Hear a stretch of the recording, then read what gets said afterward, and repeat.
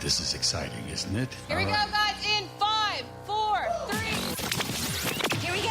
It's time for Joan Esposito. Live, local, and progressive. Thank you for good programming. I appreciate the content and really enjoy every moment. It's a privilege to have you on your station and listen. It's good stuff. It's very educational. It's time for Joan Esposito on WCPT 820, Chicago's Progressive Talk. Hey, thanks for joining me. It is Monday, June 15th. And, you know, before I get to all the Iran stuff, let's start with a couple of local things. You know, usually when sports teams make a move, you can read about it in the sports pages. But I was looking through the Chicago Tribune this morning, and there was news about the Chicago Bulls that apparently the Tribune felt was important enough to put right on the homepage. They are hiring a new coach. And of course, my sports expert is Paul Shivari, who is back at the studio but does a sports show here on WCPT. And I asked Paul if we could talk about this and whether or not it's worth a front page news. Paul, I was kind of surprised. You know, I particularly leave the sports pages to last because that's really far down on things I'm going to talk about. But when it is, not only is it on the homepage for the Chicago Tribune, but it's got a breaking news banner. Chicago Bulls hiring new coach. Tiago Splitter? Yeah, Tiago Splitter. He was that? Portland Trailblazers interim coach this past year and led them to the playoffs, but he was kind of thrown into the job like right at the start of the season. Huh. What is his background? Do we know who he is, and other than Portland? Yeah, he played briefly in the NBA about like 2010 to 2014 with the San Antonio Spurs, won a championship with them. He was like a role player off the bench. What does that mean? So he wasn't like in the starting five. He was, a guy that would kind of be rotated in, whether he was like the sixth or seventh, best guy or rotated guy into the mix. So, But yeah, had a small role with the San Antonio Spurs and then jumped right into coaching right after that. I forgot where he was before the Spurs. I want to say it was maybe the Atlanta Hawks. And when he went to the Spurs, it was Chauncey Billups was the head coach of the Trailblazers. Billups gets arrested because he's involved in this federal investigation for gambling. And Splitter, who was one of the assistants that they hired last summer in Portland, gets the interim role. And they end up with a winning record, 42-40. They make the playoffs for the first time in a few years. And the players really took to him. He's big on developing young talent, which the Bulls are full of young players right now, trying to just kind of start things over after trading off some of their better veterans last year. And, I like the hire in the sense that, developing young talent is someone they need right now. But he's still relatively new, only one season as a head coach. Sounds like league. A meteoric rise. Yeah. And he's young, too, for a coach, only 41 years old. So I like it, though. I think it's a new and exciting development for the Bulls. Who did the Bulls get rid of, and why did they get rid of their previous coach? So Billy Donovan was the previous coach, and he left shortly after the Bulls fired their front office personnel, Arturas Karnisovas, and the general manager's name is slipping me right now. But in the offseason, the Bulls fired their executive basketball operations guy and their general manager. And then they hired Bryson Graham just recently, and that's another guy that had a very quick rise through the league.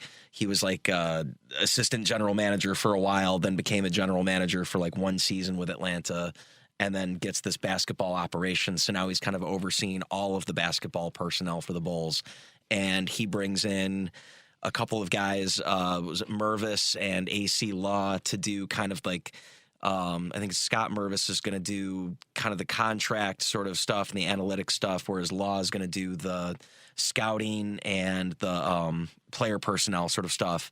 and then they'll report to Graham, and then now they make the decision to hire Tiago Splitter today, and it seems to be kind of a step in the right direction, but I think the Bulls are just looking for any sort of change that could look positive, so I think people are embracing this in the early goings, but we have yet to see what will this team look like going forward. Well, correct me if I'm wrong, but you just said that they got rid of a lot of their more experienced players and that they have a young team. That to me, back in the day when I used to go to the Bulls games, saying that they had a young team was always a red flag. Like it would take years for them to really start acting as a cohesive group and winning games. Do you think that's the case? I think right now they might be in a bit of a struggle. Like in October when they start the new season, they might not be the best team in the league. But at the same time, there's a few good players there. Matsas Buzelis and Josh Giddey, guys that you can kind of build around and start, kind of piecing together the whole thing, But they kind of blew it up last year in the trade deadline. They got rid of a few key veterans. And so, year to year, they were always that fringe sort of playoff team. They'd be like the 10th best team in the conference. And I think the front office was kind of sick of that. And then, traded away the guys wanted to develop for the next, whatever the next chapter, the next era is going to be. But then oddly enough, the team fired the front office guys that made that decision. So I don't know what their vision for the future was. But now these new guys that they've brought in since have to kind of work with what they've got and try and make this team competitive again, because it really has been since 1998 that the Bulls have been consistently competitive year to year. I didn't run this by you ahead of time, but as I was looking through Axios Chicago, they have a big story. Chicago Bears fans are seething, Paul, over the team's decision to advance their stadium project in Indiana. And apparently this seething, I'll ask you later, has led Governor Pritzker to say, let's call a special session of the legislature. See if we can hammer out some kind of tax incentive deal. Are you seething? And do you think this is going to make any difference? One, no, I'm not seething because I don't care where they build the stadium. And two, I do think it's significant that the governor would want to call a special session. I don't believe for a second that they're building in Hammond either. When the Bears made that statement the other week, all they were basically saying is that they're essentially determining where they're going to put the stadium. And the whole time they were telling us about Wolf Lake, but now I guess they got to move it to the Lost Marsh Golf Course because Wolf Lake is protected wetlands. And then you see stories last week where nobody with, the Department of, Environmental Protection or whatever in Indiana has seen any permits being opened up to try and build a stadium there. So Indiana's still far away from obtaining a stadium and the land for the Bears to build a stadium.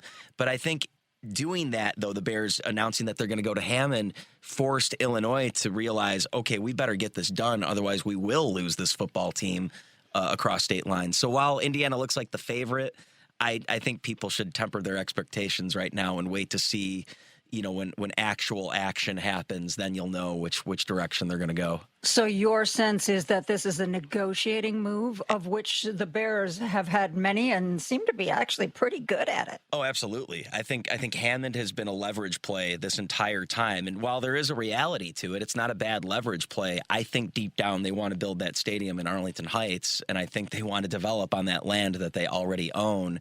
And they've already kind of worked out a tax deal with Arlington Heights. It's just a matter of the state approving it and then the state approving $800 million they wanted in infrastructure or whatever they need to build around the stadium. And that all needs to be worked out. But they're still a far away in Indiana from getting what they want from the Indiana government. So I don't believe for a second that they're building in Hammond right now. It doesn't mean that they won't build in Hammond, but I don't think it's a done deal quite yet. Huh. Well, I'm glad you're not seething.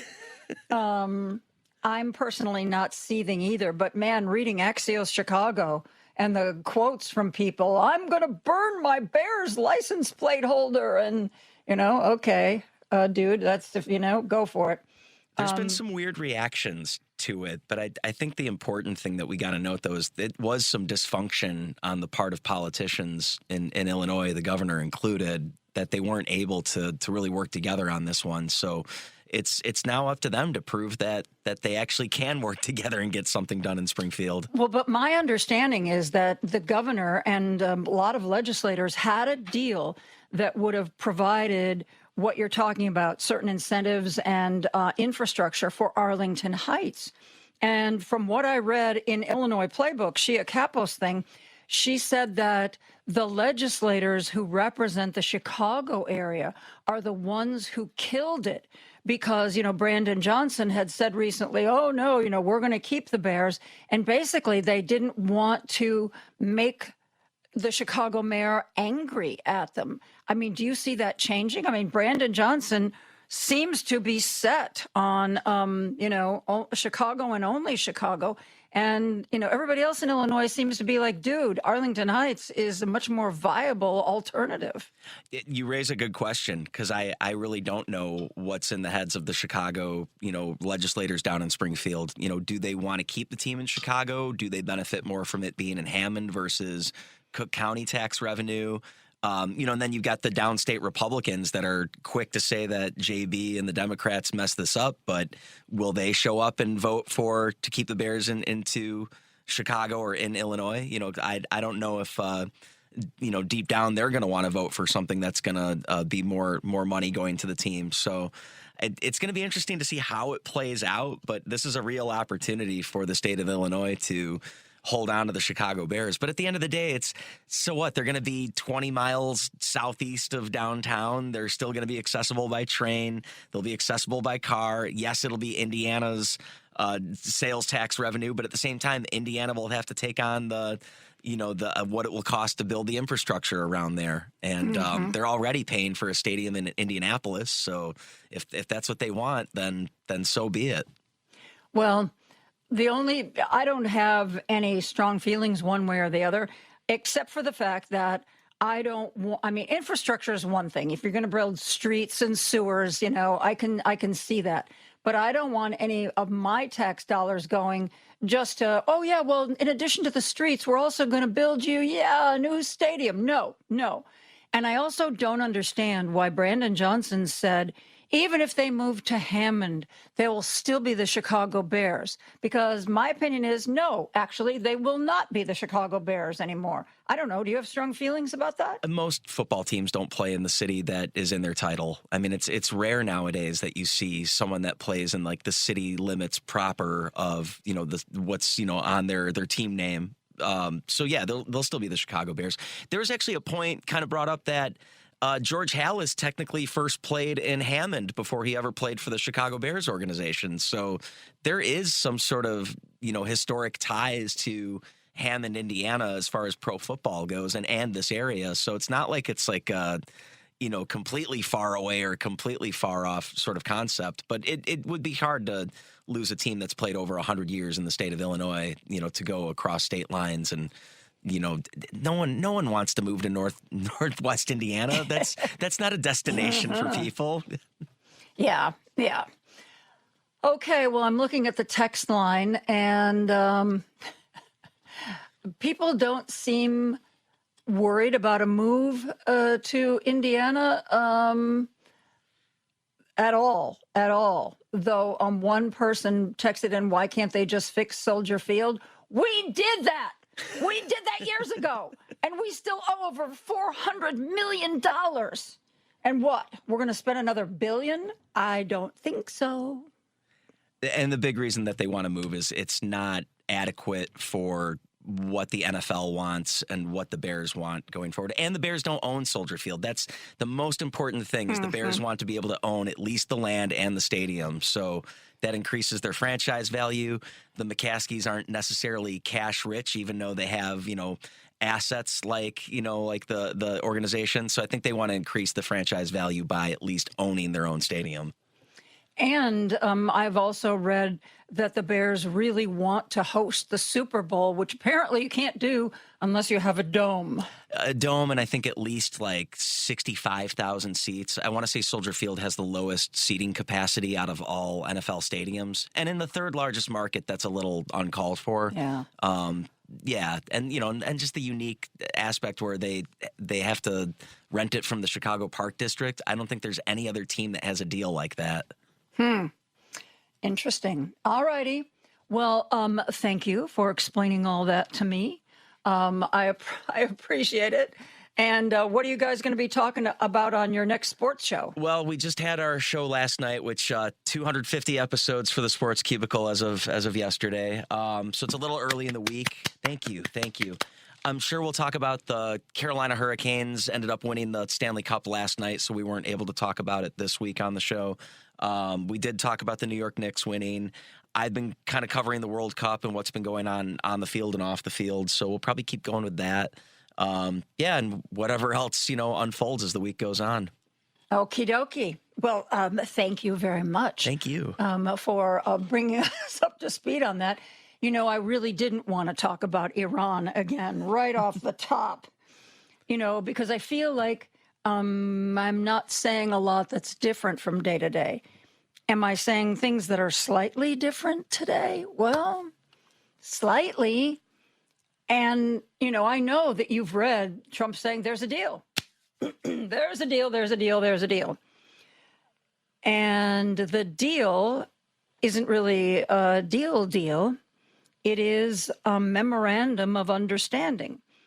And the deal, supposedly they're going to spend the next 60 days negotiating. So I don't know. I don't have a lot of faith. The memo of understanding is supposed to be signed this Friday in Switzerland. There are already some problems. Apparently, Israel and Lebanon are part of the memo of understanding. And Israel is saying, no, we're not. No. Wall Street Journal reporting that Israel is alarmed by Trump's deal with Iran. Because that Israel has said repeatedly over the weekend that whatever it is that Trump and Iran are negotiating doesn't apply to them. They're not a part of it. And the implication being that they in no way, shape, or form intend to stop their fighting in Lebanon. The Guardian U.S. headline, Israeli officials defiant over apparent inclusion of Lebanon ceasefire in U.S.-Iran deal. The defense minister, who last week, Donald Trump said the defense minister for Israel was a really hard guy to talk to. Well, that defense minister is saying military forces will not withdraw from the territory that Israel has seized in South Lebanon. And so the other question is, what's going on with the Strait of Hormuz? This is where we get back to kind of the pick your own adventure. The United States government is saying that Hormuz is partially open. Okay. Partially open. All righty. I don't know what that means. It seemed to me that it's either open or it's not open, but, maybe that's some kind of diplomatic speak. I don't know. Not everyone agrees that the Strait of Hormuz is open. And even if it were completely open today, it would still be, remember, a month before the oil supply starts flowing through all of the different stops that it takes to get to us. For at least the next month, gas prices are going to still go up. We are, our reserves of oil are dangerously low. The ships that go through the Strait of Hormuz mostly supply Europe and Asia, but those ships take almost 2 months to get to where they're going. And then what they have needs to be refined and go through a lot of steps. So this is not, it's not like flipping a switch. It is not like flipping a switch to say, oh, the strait's open. Woohoo! Yeah. Minority Leader of the House, Hakeem Jeffries, was talking about this recently, very recently. You know, of course, we had the weekend, so we had all the Sunday shows where everybody was talking. Hakeem Jeffries was on Sunday's Meet the Press, and one of the things that he talked about was this Iran deal. Listen to what Hakeem Jeffries had to say. Based on what you know so far, Leader Jeffries, do you support this memorandum of understanding? Well, we'd have to take a look at what the ultimate resolution is, if there is one. Donald Trump has now said 38 or 39 different times during the course of this war that it was about to come to an end and an agreement was about to be reached, and that has never happened. In fact, Donald Trump told us that Iran's nuclear program had been completely and totally decimated. He said that last year. It was not true. Donald Trump told us that the Iranian regime was on the brink of collapse in the aftermath of the Ayatollah being killed. That, of course, has not happened. And so at this point in time, all we can conclude is that this reckless and costly war of choice has been a disaster as it relates to strengthening the national security of the American people.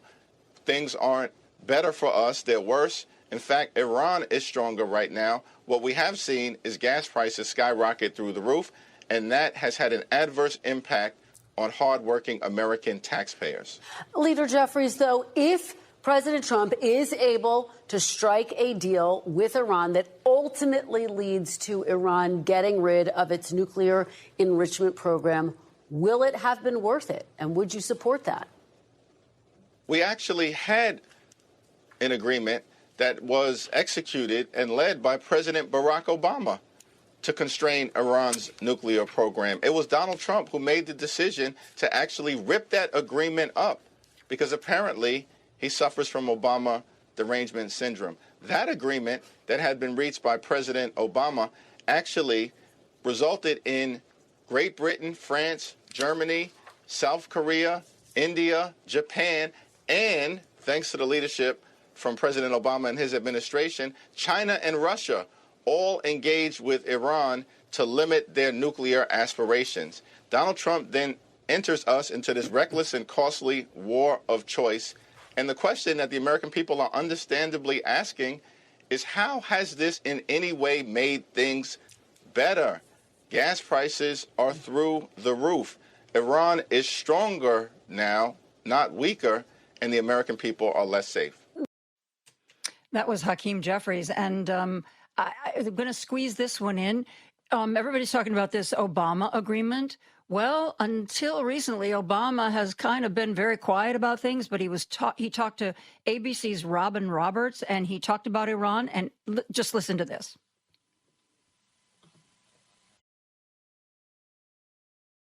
Okay, well, that was, frankly, Paul, it was going to take us into the break. I was kind of pushing things, so we will let that go. We'll see if we can find that, and I'll slide it in later today. We are going to take a break. You know, that Paul Shavari, he just talks and talks and talks, and you just don't get a chance to do much news, even when you've invited him. I do want to remind you that the phone lines and the text lines are open. 773-763-9278. 773-763-9278. You can call Paul, and he will put you through to me, or you can text me, and we will read your text right after this. Joan Esposito, live, local, and progressive on WCPT 820. It is Monday, Monday through Thursday. We take your calls, read your texts, chat with you about the news for the first hour of the show. We are getting more texts about the Bears. I think this kind of sums it up. Let the Bears move, but take away the Chicago if they do. Chicago, the city of big shoulders, can make a new team. We rebuilt the whole city after the fire. We can handle this. Set up a new team. Make it like the Packers, owned by the people of Chicago. I think that is a fine idea. I don't know if they still do, but weren't the basketball team, Paul, the Boston Celtics, didn't the fans have a big ownership stake in them? I seem to recall. I don't know, but okay, I'm dating myself. This was back when I used to go to the Bulls games. I was like say 45 years ago. I'd never heard that, but now you've got me on a research project, so I'm gonna look into that. I don't know if it's still the case, but I do know that was one of the things that the Celtics always did, the Boston Celtics, that I thought was really great, really got their fans invested. Is I don't know if it was the entire team, but there was a percentage of ownership of the team that they sold as shares to the fans. I think it's a great idea. I think it's an absolutely great idea. Let's go to the phone lines. Our good friend Jim is on the line. Hello, Jim. Hi, Joan. The DOJ, in my mind, is taking a stance. We prosecute the innocent and protect the guilty to our last breath. That's what they're doing. But what this leads to is they must study eugenics in the meantime, because they're going to these universities and looking through the entrance exams of the ethnic groups that they're admitting into schools around the country, as if they have some insight into the IQs of different ethnic groups and who should be allowed and who shouldn't be allowed. This is how perverse this DOJ has become. And behind it, the motive has to be that they feel that universities are putting out intellectual people that want to think for themselves. Uh-oh, that's dangerous. Yeah, that's very dangerous. That's very dangerous, even though that's the enjoyment of existence, in my mind. But this effort is going to fail because it's so ambitious at its root. But anyway, Joan, anyway, I don't know what to say. As far as the Bears go, I don't care where they go. I'll tell you the honest to God truth. Because they, they're loaded with dough. They can comfortably put a few $1 billion into a stadium.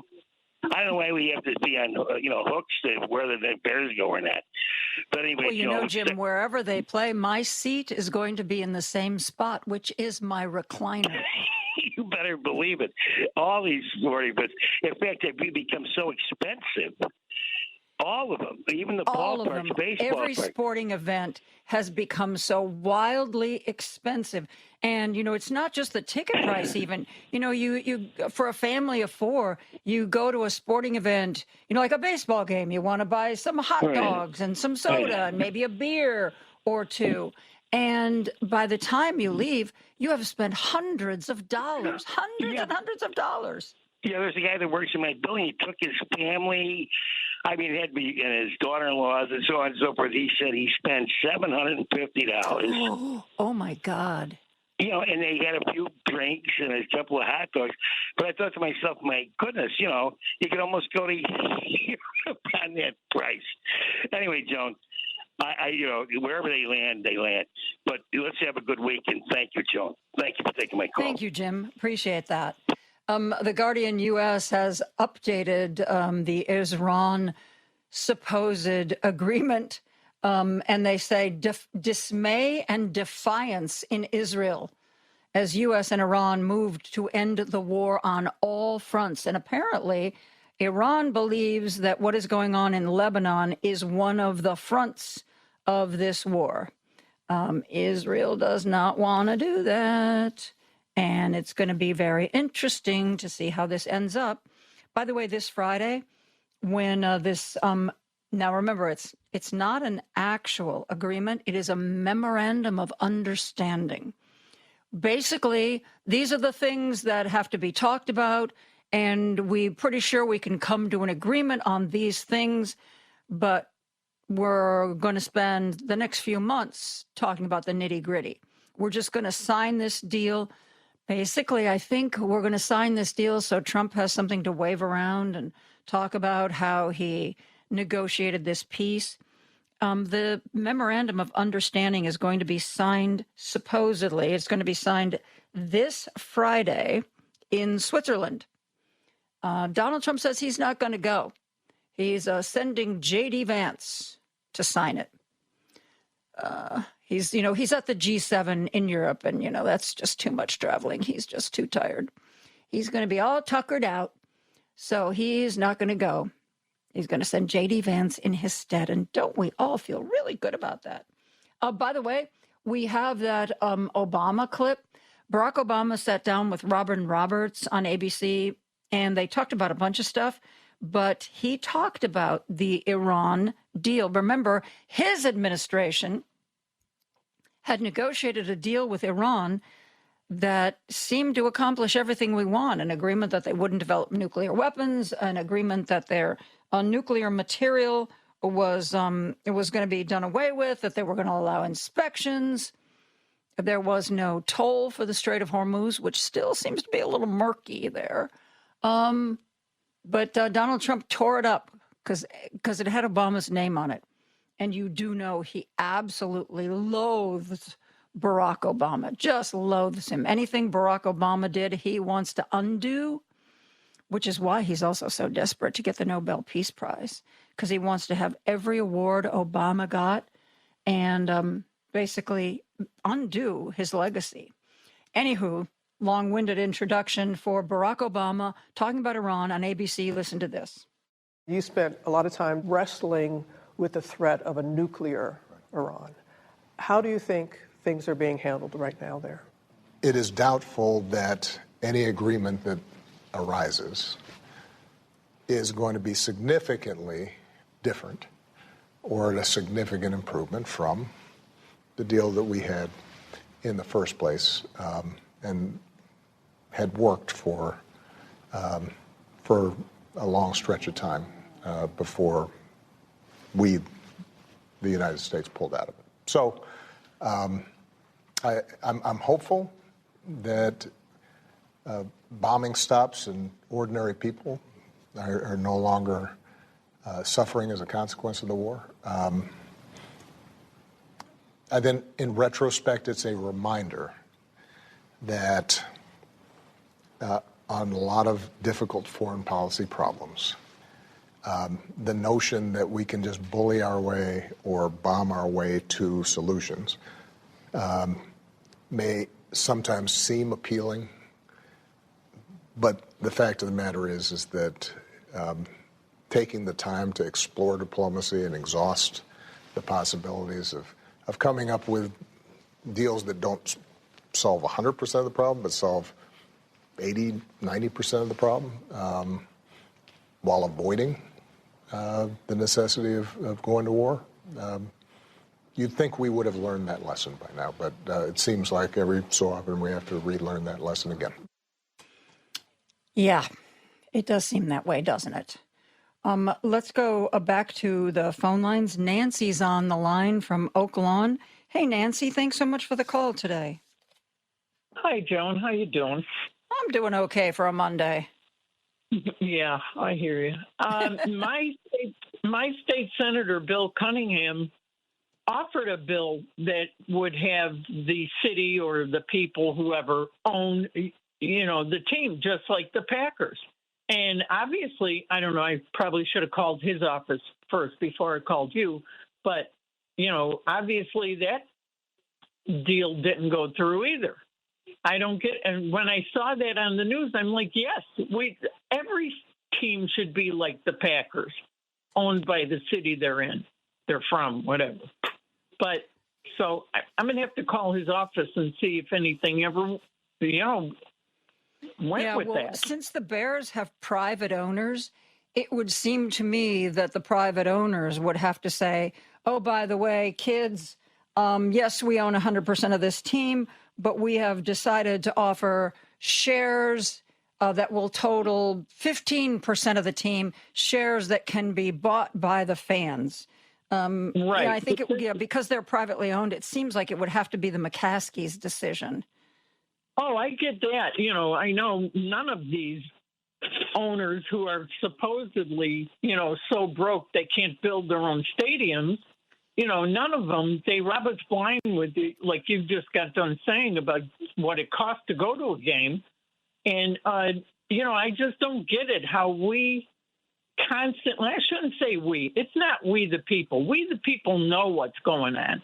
It's our politicians who can't seem to get any control under any of this, where they can't, the NFL is like the richest out of all the sports. I think they're the ones with the most money, and yet up until a few years ago, they were considered a nonprofit, like the front office and stuff.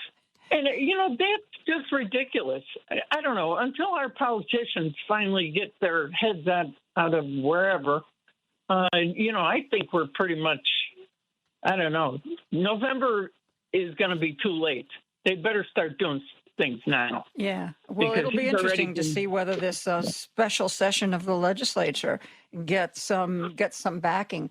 Nancy, thank you so much for the call. We have to get to a break, and we are going to take more calls when we come right back after this.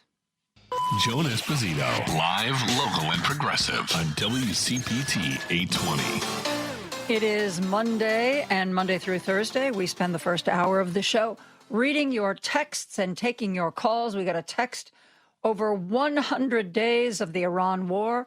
So how is the failing Trump administration going to pay for this? Where are the plans to pay for the wars? Yeah.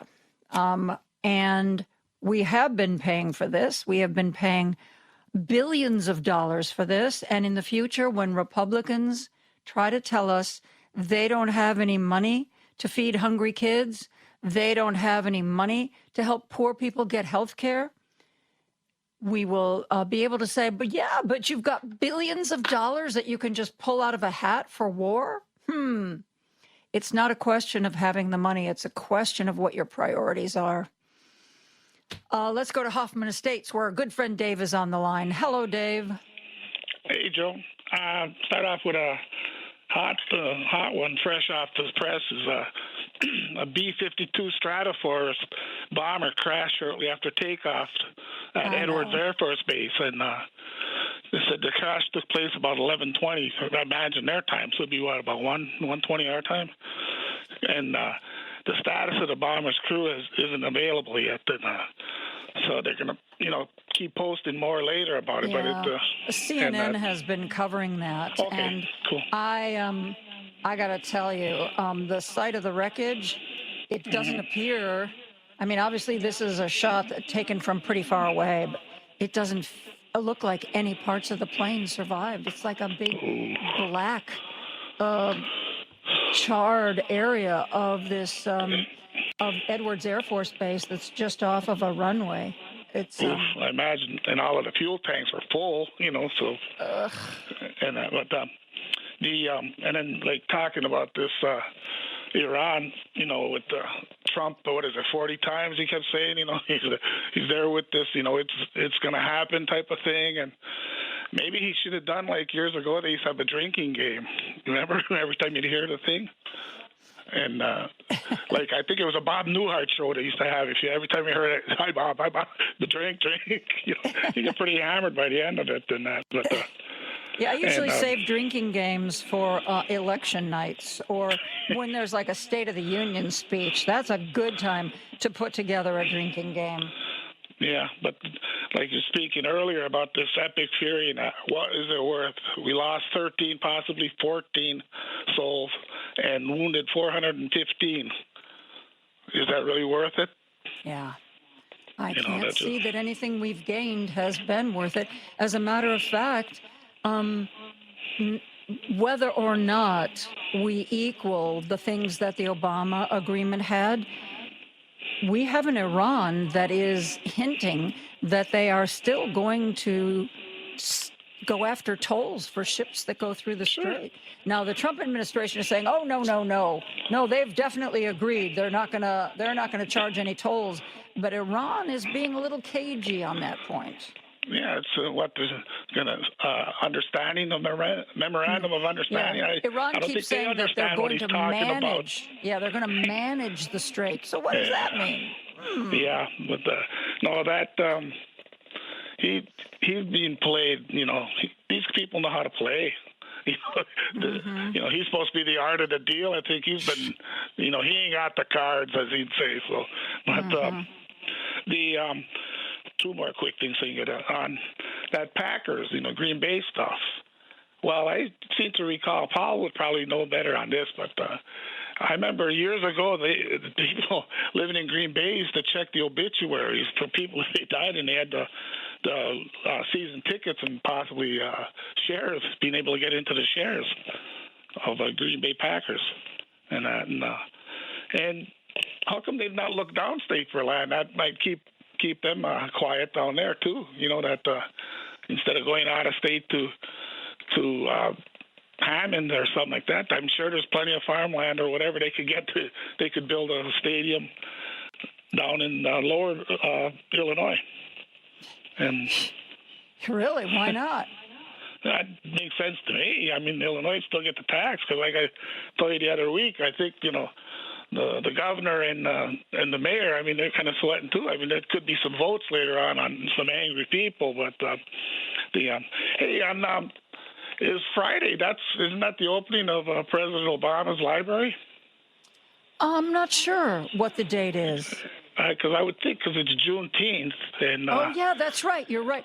I don't know about the building, but there is, because this is the Obama Presidential Center. It's not the Obama Presidential Library, because apparently if you do a presidential library, there's all these federal rules you have to follow, so he's doing a presidential center. But there is a library on the grounds or associated with it, and I do believe that library opens Juneteenth.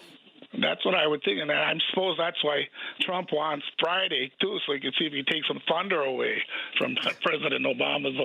Wouldn't put it past him. Wouldn't put it past him, Dave. Just a thought. Anyway, let me clear so others can talk. But I thought Thank you. Just throw those tidbits. All right, be well. Thank you. You too. Let's go to Michigan. Michigan, where Ron is on the line. Hello, Ron. Hi, Joan. Joan, the situation in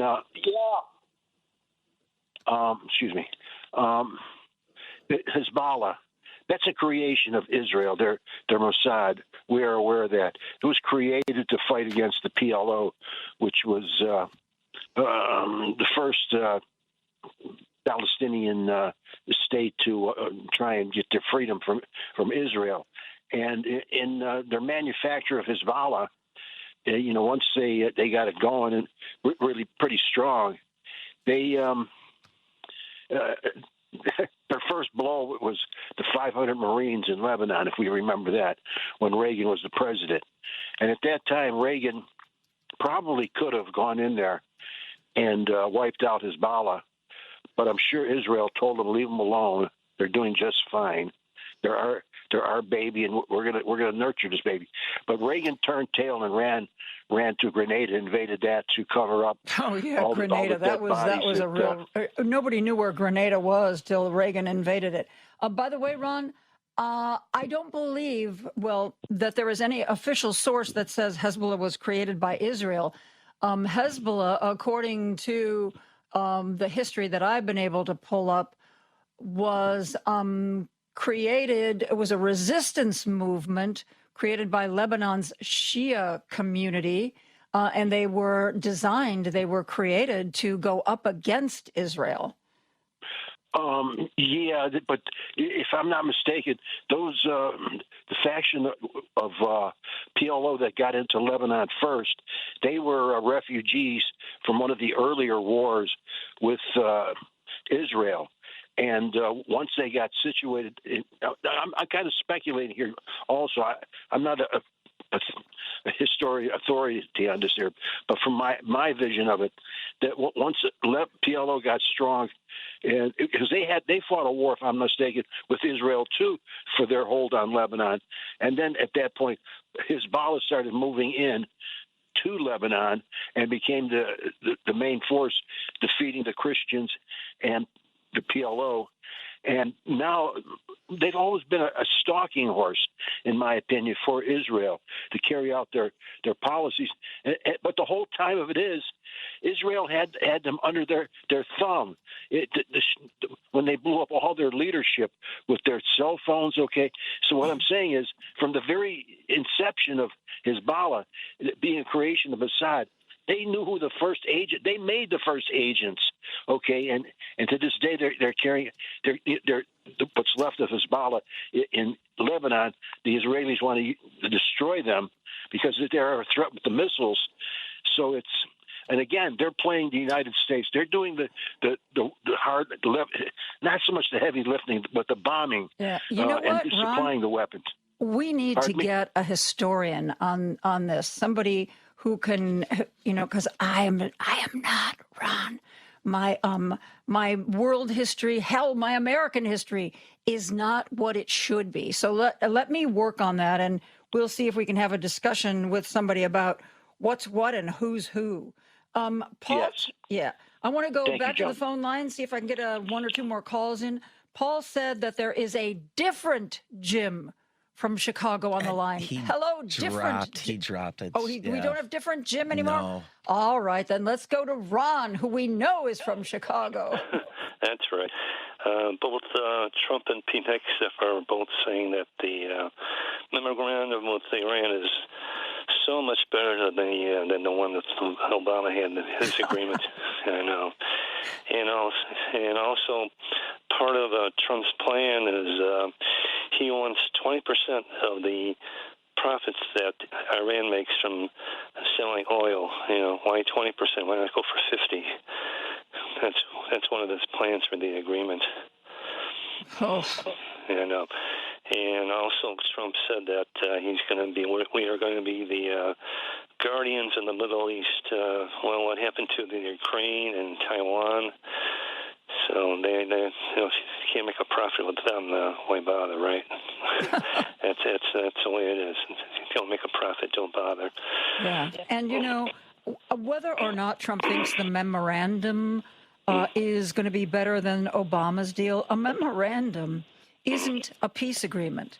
A memorandum is just a memorandum. Hey, we're going to spend the next 60 days talking about these things. Yeah, 1, 2, 3, 4. It ain't a peace deal. So let's wait, shall we, until the peace deal is 100% negotiated and signed, and then we can compare apples to apples. What do you think?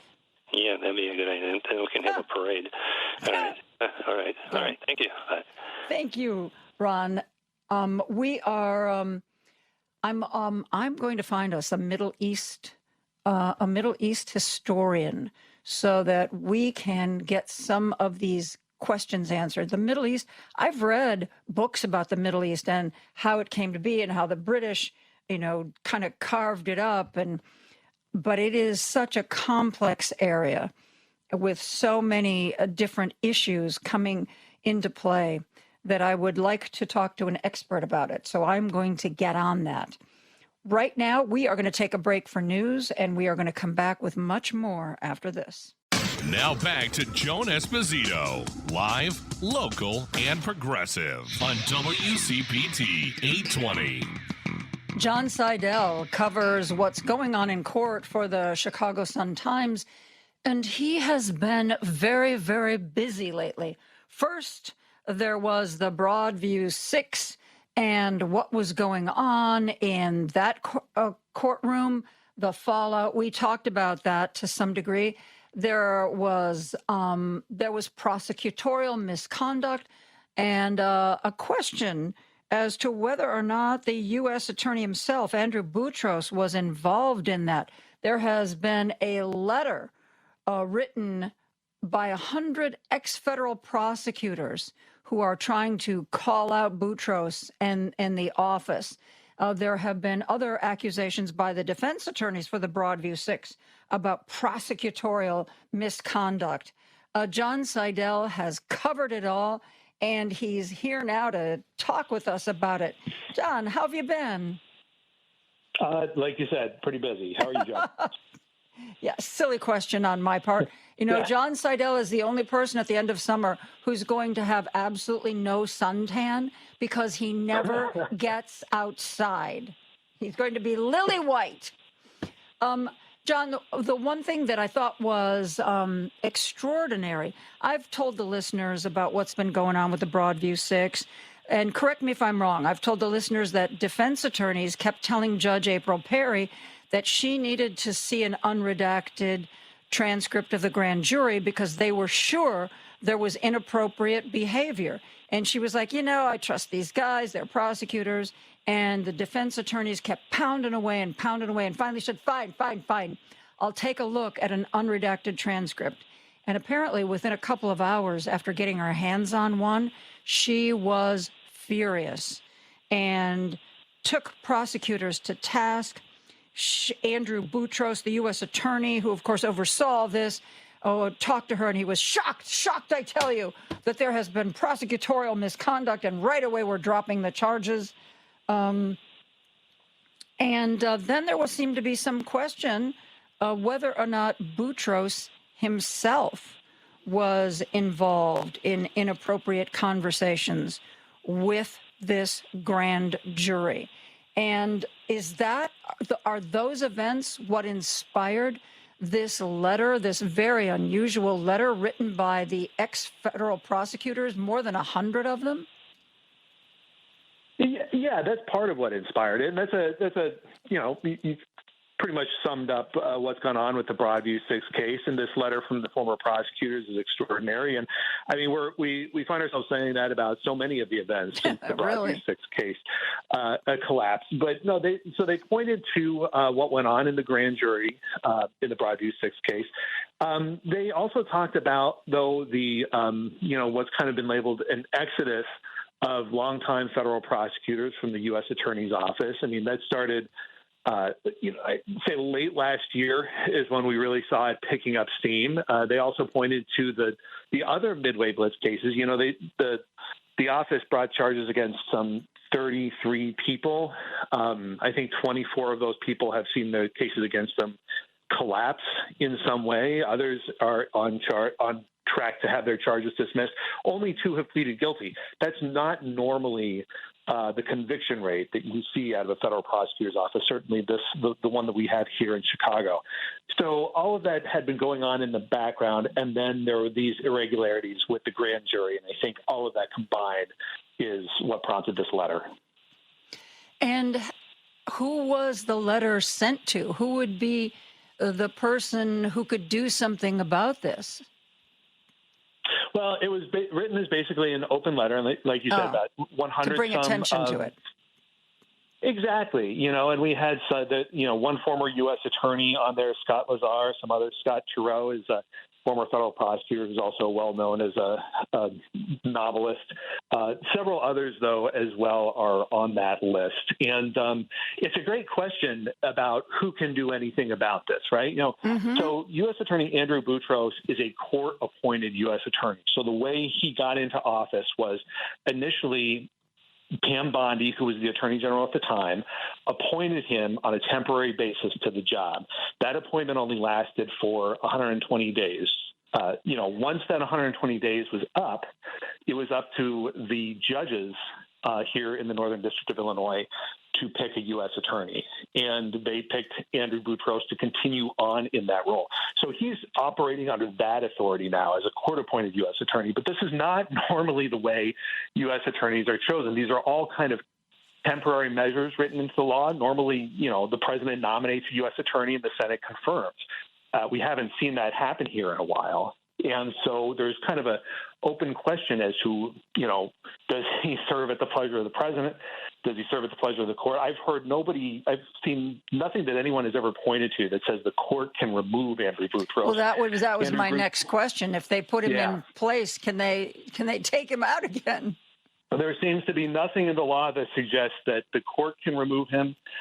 He has said that he serves at the pleasure of the president. I've had people question whether or not the president can remove him. One sure way that's been pointed out to me as a way to remove a court-appointed U.S. attorney is to go back to the old way. The president nominates and the Senate confirms. Otherwise, we're just kind of in another one of these really weird gray areas of the law that we find ourselves talking about so often these days. Yeah. And we don't really see any move toward anything like that happening. I mean, why would Donald Trump nominate somebody new when it seems that Boutros is carrying his water? Yeah, I mean, I think there'd have to be some kind of reason that the president wants, maybe he finds somebody else that he wants in there for some other reason. But in the meantime, you're right. There have been many Democratic elected officials who have called for Andrew Boutros' resignation. Senators Dick Durbin and Tammy Duckworth are among them. We haven't really seen that from any Republicans, though. They seem to be standing by him. And, Acting Attorney General Todd Blanche recently voiced his support for Andrew Boutros. So it seems the Justice Department is behind him. Yeah, well, there's a recommendation. The man himself, who is considered one of the worst heads of DOJ that we've seen in a long time, he's on your side. I don't know. I don't know if I'd be too comfortable with that. So they wrote this letter. They called attention to it. I believe there was also some question about whether Boutros himself had spoken to this grand jury. And I don't even know, John, I'm not quite sure exactly how the courts operate. Would the fact that Boutros had interactions with the grand jury, would that in and of itself be inappropriate, or would it depend on the kind of interaction? I think it depends on the kind of interaction. I've heard from a lot of people that it's unusual, but inappropriate is another question. And so our understanding of what happened here, of course, they took 3 different tries to indict in this Broadview 6 case. 3, I believe they were Thursdays in October. And the second one was when things seemed to get particularly heated. And I won't repeat it here, but there was a bit of profanity that made headlines last week about how the grand juror was, a certain grand juror was reacting to the Broadview 6 case. And so on the final Thursday, I think our understanding is that Andrew Boutros spoke to the grand jury, I believe, early in the day. And it wasn't when they were hearing evidence in this or any other particular case. Just as day's getting started, he comes in, he has something to say to the grand jury. He talks about their role in the process. I think he called them the conscience of the community, but he also said, raise your hand if you are struggling with any of these cases, whether it be immigration, child exploitation. And I think he actually said immigration 2 or 3 times. He asked them to raise their hand if they were having any kind of a hard time. Now, it seems none of them did. Then he just finished up and moved on, and then things proceeded as normal. And eventually prosecutors did start talking about the Broadview 6 case, and they secured an indictment that day. But that was certainly an unusual development. This really got a lot of people's attention and was pointed out in this letter from the former prosecutors. Wow. And, this letter, obviously, as they wanted, got a lot of attention. But has anything changed? Is there anybody other than our 2 senators? I mean, is there really any chance that Boutros is going to resign over this? I mean, Boutros is really doing what the Trump administration wants, seemingly without question as to whether or not it's appropriate or even legal. I think we have to wait and see how all of this develops. The Broadview 6 litigation isn't done yet. And we do have this situation now where it's not just the senators, but other elected. Juliana Stratton, the lieutenant governor, who's the Democratic candidate for Senate now, she was one of the first to call on Boutros to resign. Daniel Biss was another one. And so what's developing is this situation where so many elected leaders in the community have called for his resignation. And now this rebuke from the legal community, which really is, I have to stress, this is not normal. None of this is anything that we've seen before for former federal prosecutors to come and speak out and talk about a failure of leadership by the current U.S. attorney. And the current U.S. attorney, I say Andrew Boutros, has been critical of those who have come before him. Now, he's singled out the lead prosecutor from the Madigan investigation. Of course, we saw Madigan, former Illinois House Speaker Michael Madigan, convicted early in 2025 before Andrew Boutros took over. But otherwise, Boutros has been very critical of those who have come before him. So we have this very unusual tension between the leader of the U.S. Attorney's Office and the legal community. And as I said, is there a legal mechanism to force him out? I'm not sure. But I do wonder how all of this continues to play out with these frayed relationships if he insists on staying. We'll just have to wait and see, and we'll see what else comes out in the Broadview 6 litigation.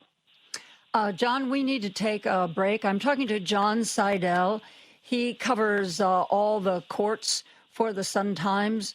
And, I wanted, when I asked him to come on, I knew I wanted to talk about the Broadview 6, but since then, he's also been writing about, remember Loretto Hospital? Guys, if you have a good memory, years ago, there was all that controversy, and there was an executive there who was supposedly giving COVID vaccines out at Trump Tower, and then there were financial improprieties. It was a mess. Well, you know what? It's back. We're going to take a break and talk to John about that when we return. Don't turn that dial. A dangerous mistake to make. Joan Esposito, live, local, and progressive, returns right now on WCPT 820. I'm talking with John Seidel, who covers the courts for the Sun-Times. We've been talking about the Broadview 6 and all of the problems that have come to light with that prosecution. And apparently, all the controversy, the alleged fraud, and other things having to do with Loretto Hospital, those have been in the news lately, whether or not charges should be dropped. And apparently a judge was agreeing with some people.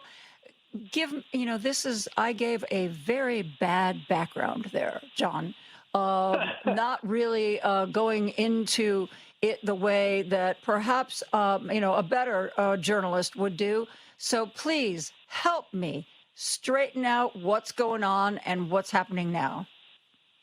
Sure. So this is you're right, this is a case that spun out of the Loretto investigation. It involves a former chief financial officer of Loretto, Anaj Hamed. But this really deals more with a fraud scam involving, it's like an alleged $300 million fraud of the federal government by Ahmed and others who have not been convicted yet. So these are all allegations. The reason this comes up in this conversation is because the lead prosecutor who handled that case was the same initial lead prosecutor in the Broadview 6 case. The Broadview 6 case unraveled because of allegations of misconduct by that prosecutor before the grand jury for Broadview 6. So Andrew Boutros' office began a review that looked at her other cases, and defense attorneys in this separate Loretto case began to point to apparent misconduct by that prosecutor in front of the grand jury that indicted that case, that Loretto-related case. And so that's how we moved from Broadview 6 into this Loretto case in the courtroom of Judge Sharon Johnson Coleman. Two of the other defendants in that case, who have kind of been described as kind of low-level, not the main defendant, but kind of some low-level defendants in the case, they asked for the same relief that the Broadview 6 defendants got. They wanted the charges dismissed permanently. And when they finally got into Judge Coleman's courtroom last week, Judge Coleman, knowing that all of this stuff is swirling, said she wanted to have a hearing. She was very clear she wanted to have a hearing. She wanted to have it sooner rather than later. When a defense attorney suggested it could be in a couple weeks, she said, no, I'm not going to wait. We're going to have this hearing now. And she made it very clear to a prosecutor representing Boutros' office that there was really only one way for Boutros and his team to get out of that, because, of course, that hearing could involve, calling members of the U.S. Attorney's staff and maybe even U.S. Attorney Boutros himself to the witness stand to give sworn testimony about what was going on. The judge didn't say out loud how the feds could get out of it, but it was pretty clear to those of us who watched the courts that it would mean dismissing the charges against those defendants permanently. And a little bit more than 24 hours later, that's exactly what the U.S. Attorney's Office did. They dropped the charges against those defendants in what, appeared to be an effort to avoid having to testify about what was going on. Now, I think there might have been some concerns about quick turnaround on the deadlines and that these weren't very culpable defendants. I just don't want to put that out there. But the appearance seems to be that they dropped these charges to avoid the hearing. And Judge Coleman had one more quick hearing on Friday where she formally dropped the charges. But she did make a point of she pointed out that Andrew Boutros himself was not in the courtroom for that event. In fact, she kept saying, "Where is Mr. Boutros? Where is Mr. Boutros?" Is that the kind of thing where you'd expect him to be there? U.S. attorneys don't appear in court very often. I think the point that she was making was that Andrew Boutros did appear in court in person to drop the charges against the Broadview defendants. And since the same kind of relief was occurring here, I think she was making the point that this was just as important a case as the Broadview case. But no, to be clear, U.S. attorneys do not appear in court very often themselves. Now, the lead prosecutor, are we talking about Sherry Mecklenburg for both of these cases? Correct. And yes. I read that apparently she experienced some personal fallout to all this. She was supposed to get some job from Dick Durbin, and when he was contacted and, this all was shared with him, apparently she was uninvited to hold that job in Washington, working on one of the judiciary committees. But has she said anything? Has she come forward and said, well, Boutros told me to do this, or I went to a really bad law school, I didn't know what the rules were? Has she said anything? No, we've not heard from her. There have been efforts to reach out. Of course, if she's listening, we're interested in hearing from her, just to make that clear. But no, she has. We've not heard anything specifically from her or anyone on her behalf. And you're right. She had left the Broadview case in, I think it was roughly February, to go on this detail to the Senate Judiciary Committee. And Senator Durbin announced that detail had been terminated once all of this was revealed about the Broadview 6 case. Why isn't she talking, do you think, John? If this were me and I felt that I was taking the fall for somebody, I think I'd want people to know that, and would it be believable? I mean, she's an assistant U.S. attorney. The Broadview 6 was a very high-profile case. Do we really believe that Andrew Boutros didn't know what she was doing? Well, look, she's a lawyer. I think lawyers are cautious. There's clearly the potential for litigation down the road here. So I think what kind of litigation? Like people in the who would sue who? Well, for example, the Broadview 6 defendants aren't done. We're expecting motions later this week about possible sanctions, whether or not they get to continue participating in this case, trying to figure out what's going on. I mean, there's a chance there are still hearings in the Broadview 6 case, even though those charges have been dropped, as Judge April Perry tries to figure out what went on here. So I mean, it could take a couple of different forms.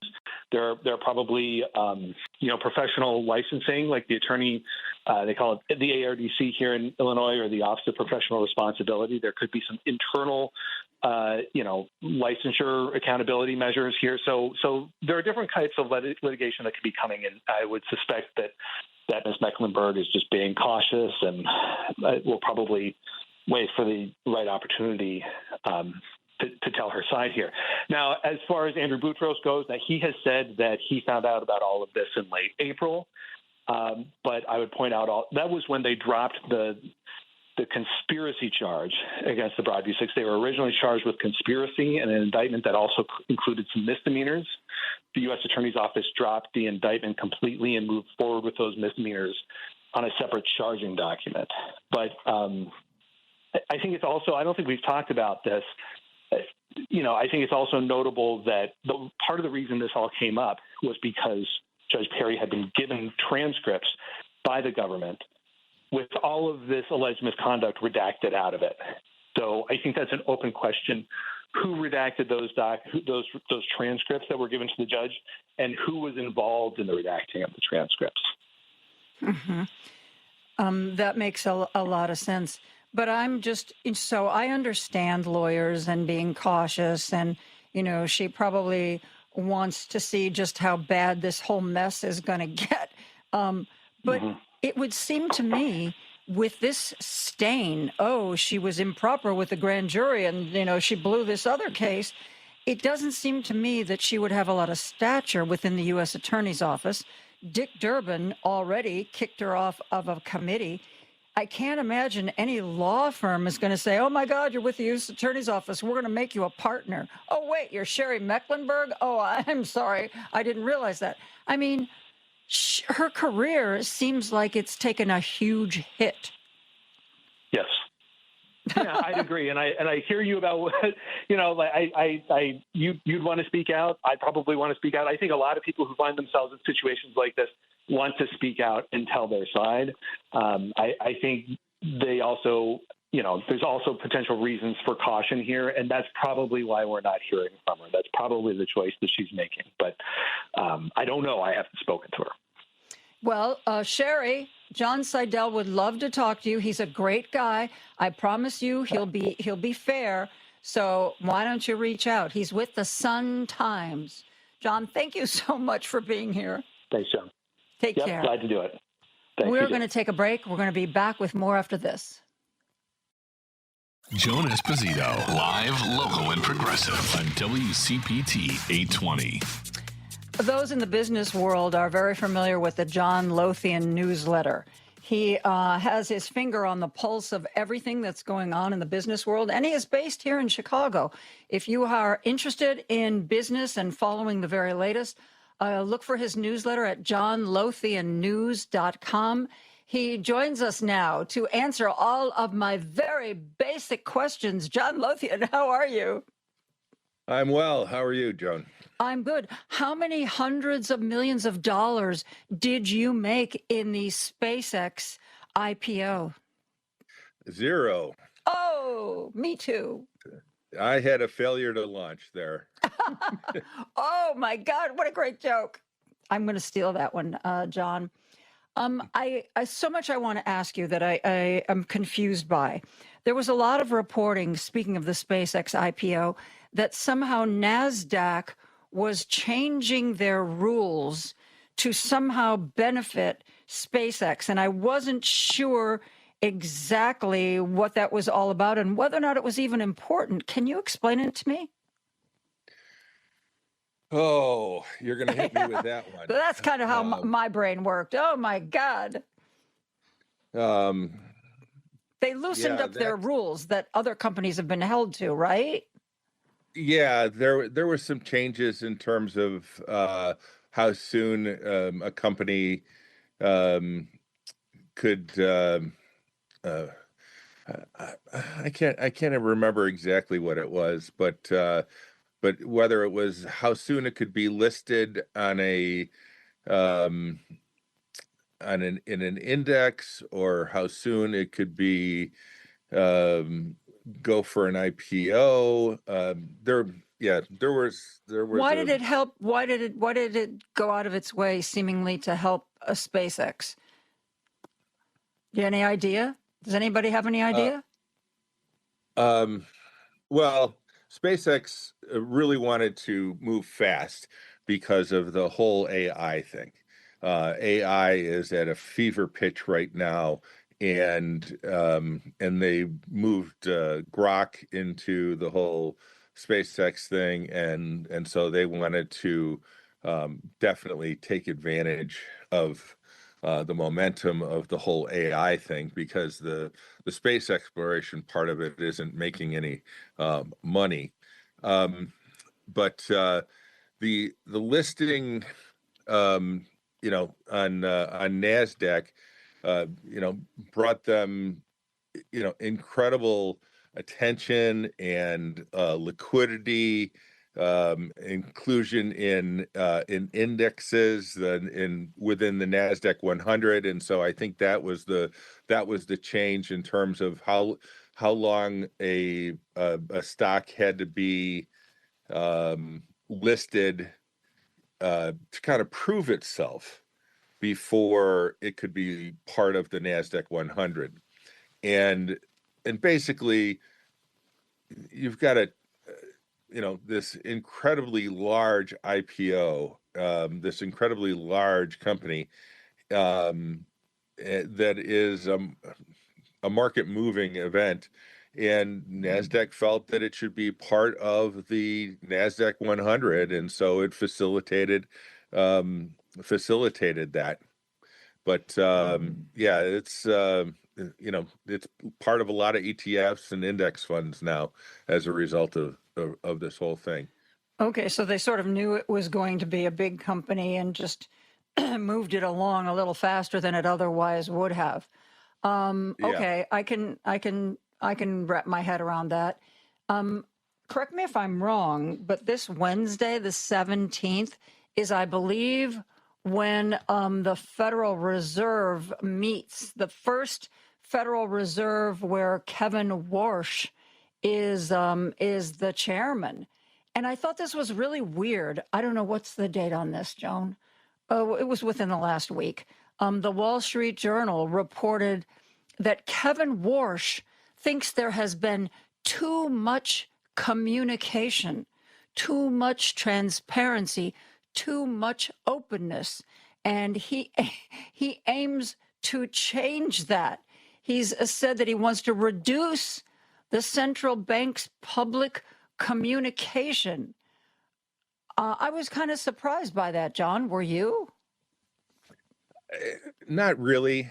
I mean, certainly the Federal Reserve has done a much better job in more recently in being more open about themselves and everything. But this administration and the values of this administration is not to be as open and to protect information and to not even record information in some cases that they're required to.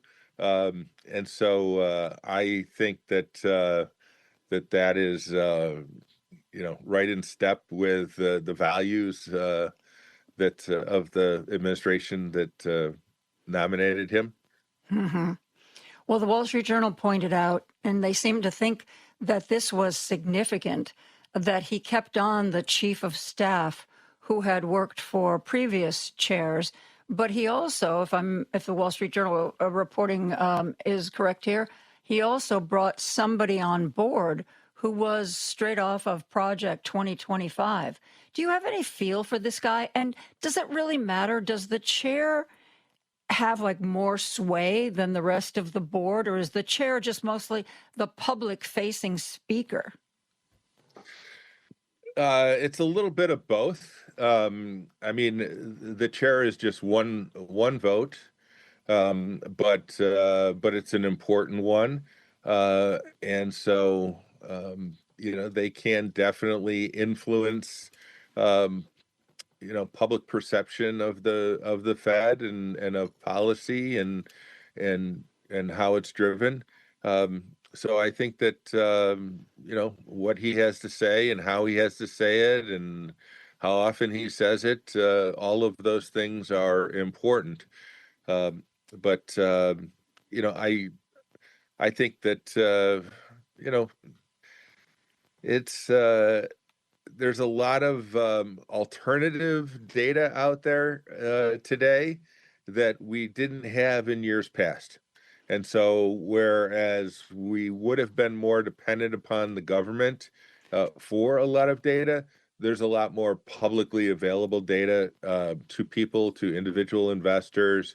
And there's also, through the use of AI, a much greater ability for people, individual people even, to be able to analyze that data. And so maybe you don't need the Federal Reserve and everything that they have to say about this or that quite as much, um, because the Fed can influence certain things on a short-term basis, but they are not the market. I see. I see. One of the things that it seems to me to be new that I don't have a firm grasp of are what they call the prediction markets, Kalshi, Poly market. John, I may be very simplistic here, but that just seems to me like betting. It doesn't seem to me any different than what happens in Vegas. What the heck is a prediction market, and am I right? Is it just a way to bet on things?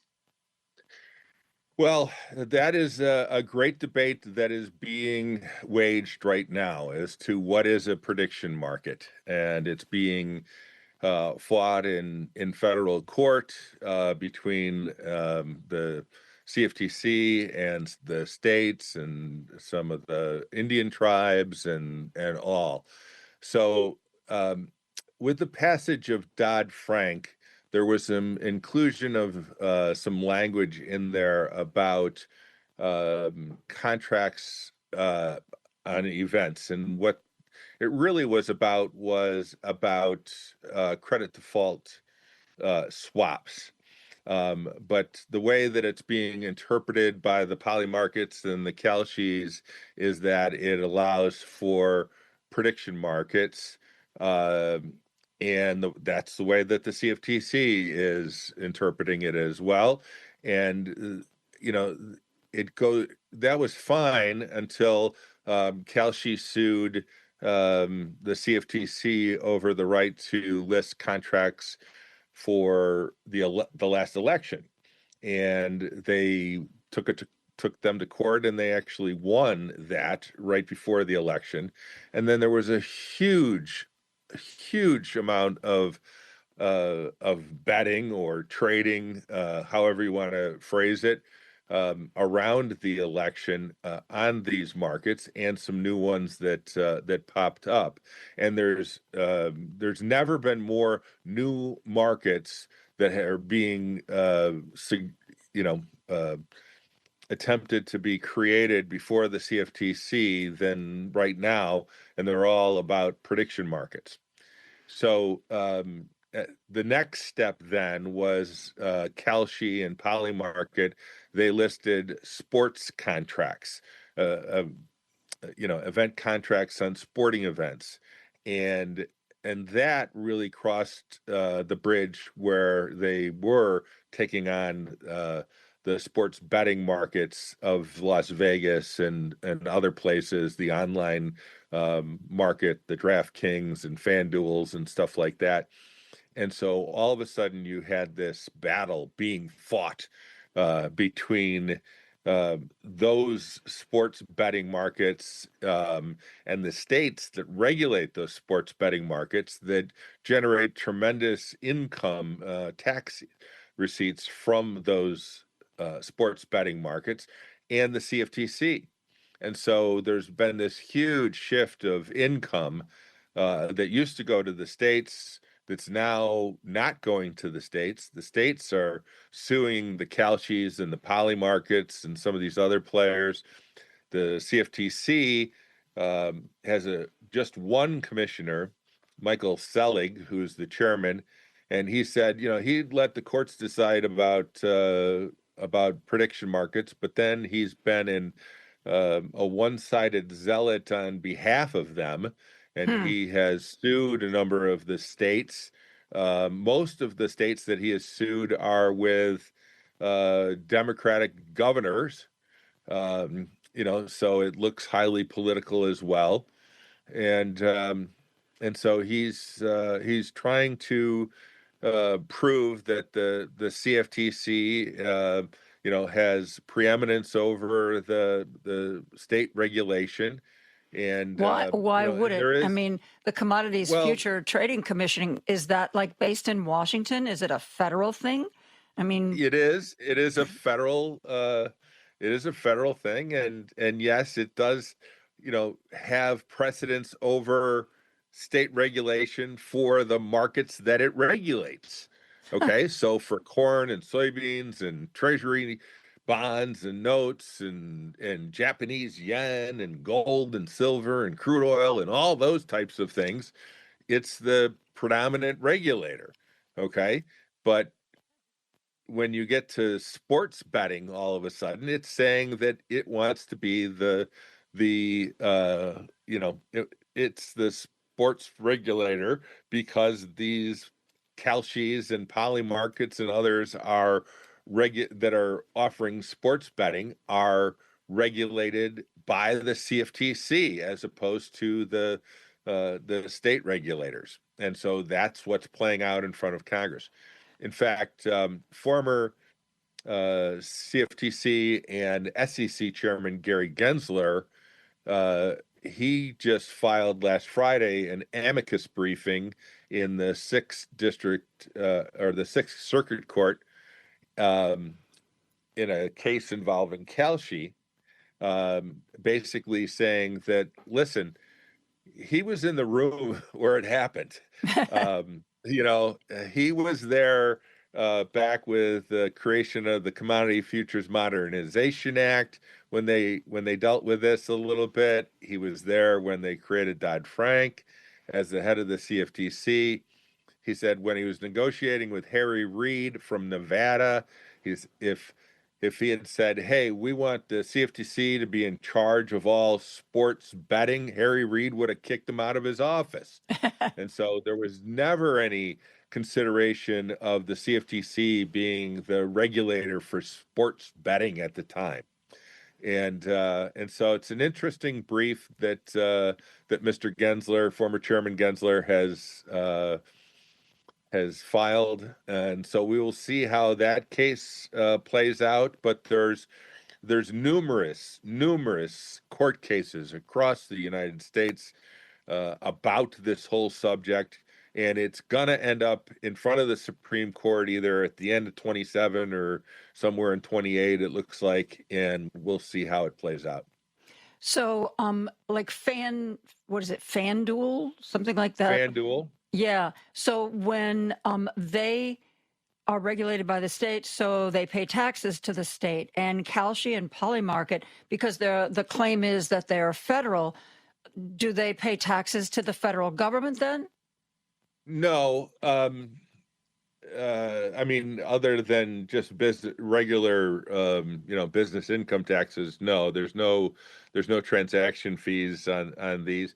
Now, FanDuel and they've done a deal, I believe, with CME Group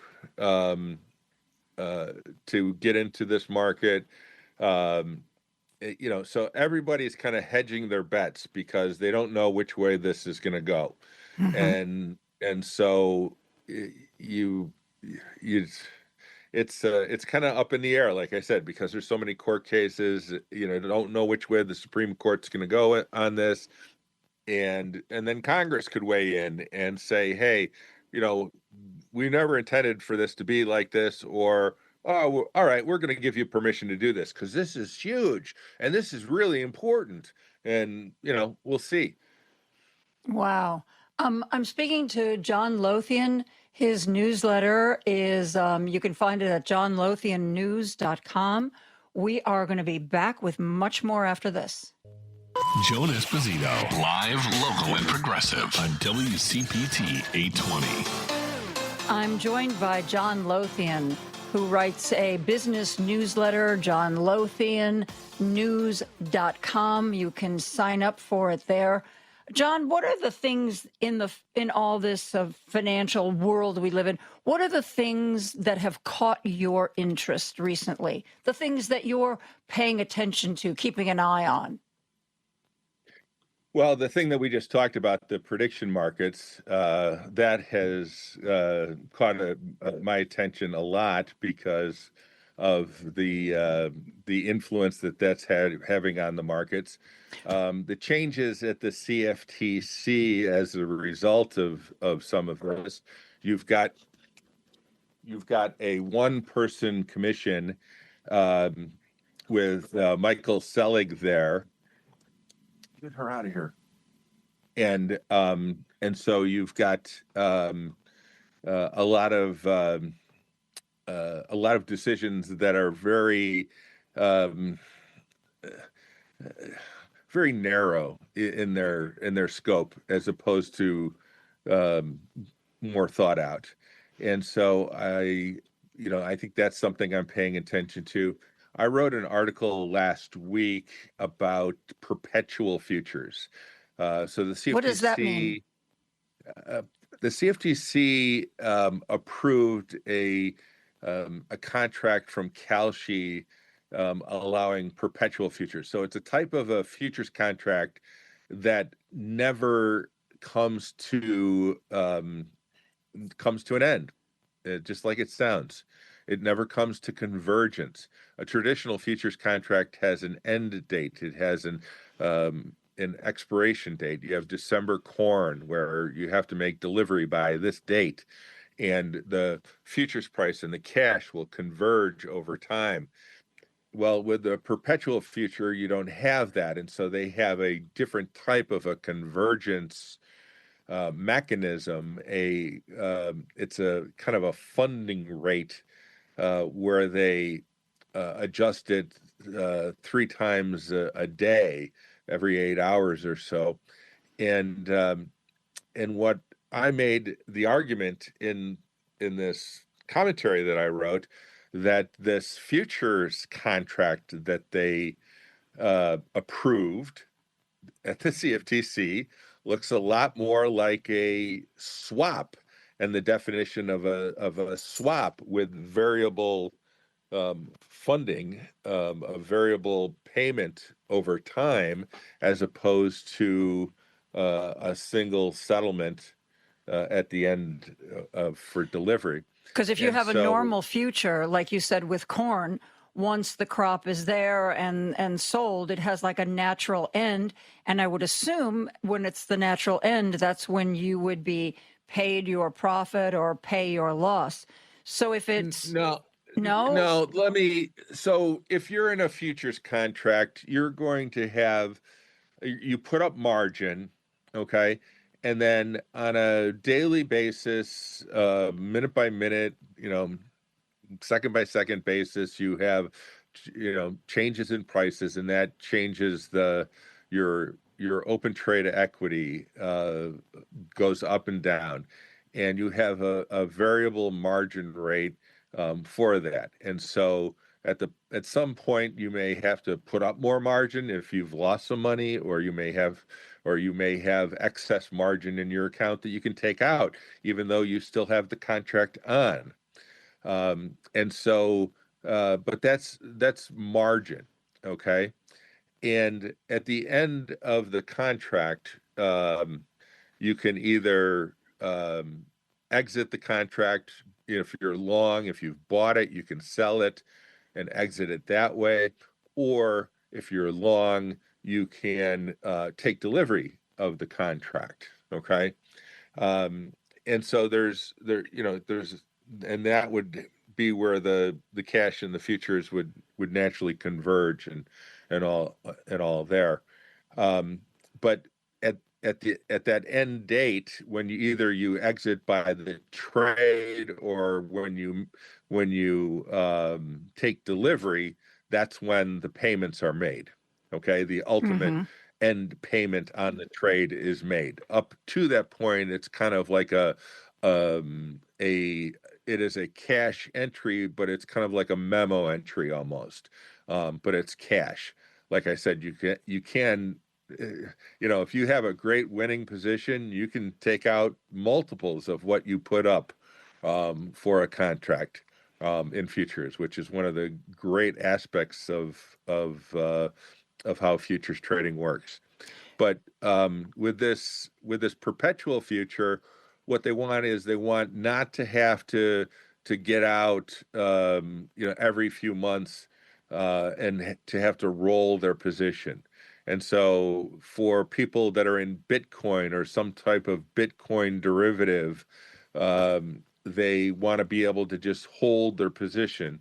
in Bitcoin, you have the holdlers, right? The people that just want to hold on to it forever, and they might hold on to it for years.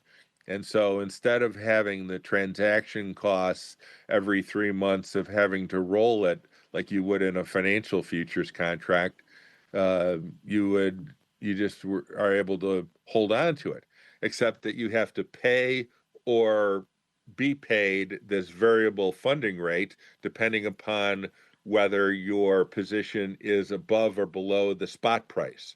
And so it's a little bit different type of payment structure than you have for a traditional future. So my argument was that looks more like a swap, whereas a traditional future looks like this. And these prediction contracts that they have, which they say are swaps, really look more like a traditional futures contract. So I didn't know whether the CFTC actually knows what a swap is anymore. And that actually provoked the head of regulatory something over at Kalshi to write a reply to me on LinkedIn, and one of his associates to jump on the conversation as well, and that provoked my friend Renato Mariotti, an I know attorney him. who's got a show on CoinDesk, to invite me to come on and to have a conversation with him and one of the representatives from Kalshi about this subject. So John Lothian poking the nest, causing trouble. Oh yeah. John, I think. All of a sudden, my name is all over crypto world. Yeah, I think you should write a book. A finance for idiots, and explain many of these concepts using syllable words, because it is, it's so foreign to so many of us. But it's great that you joined us today to talk about this, and I want to know how this fight with Kalshi works out. So stay in touch, John. I'd like to keep following this. Well, I don't have a book, but I do have something that I think is maybe better, which is marketswiki.com, which uses a software from Wikipedia to build a global knowledge base about the markets. So a lot of the concepts, a lot of the words, phrases, people, companies, all that kind of stuff are on our site, marketswiki.com, that you can find there. Well, thank you. I appreciate that, Mr. Lothian. And thank you for spending a part of your day with us. Always great to talk to you, John. You're very welcome. We are going to take a break. Too, Joan. Take care. Thank you. We're going to be back right after the news. Joan Esposito, live, local, and progressive on WCPT 820. I am very pleased to welcome back to our airwaves retired Major General Randy Manner. Randy, how have you been? I've been great. How about you? I'm good. I always try to catch all of your appearances on cable news. It's always a real pleasure to see you. And, it's because you're one of the few people who explains the background of what's going on, and you explain so clearly what is important and also what is business as usual and what is remarkable. And I really appreciate that. And I'm going to kind of try to get you to do all of that here today. Well, thank you. Okay, I'm ready. All right, you ready? Okay. Memorandum of Understanding. Is that the sort of thing that you have seen negotiated to end military conflicts? Or is there usually what we used to call a peace agreement? I think the words are not quite as critical as what I'm sorry. I don't think that the words about what you describe this agreement as being are as important as is what is actually in the document that each side is signing. So I wouldn't get hung up on the words, peace accord, whatever. I think it's what's there.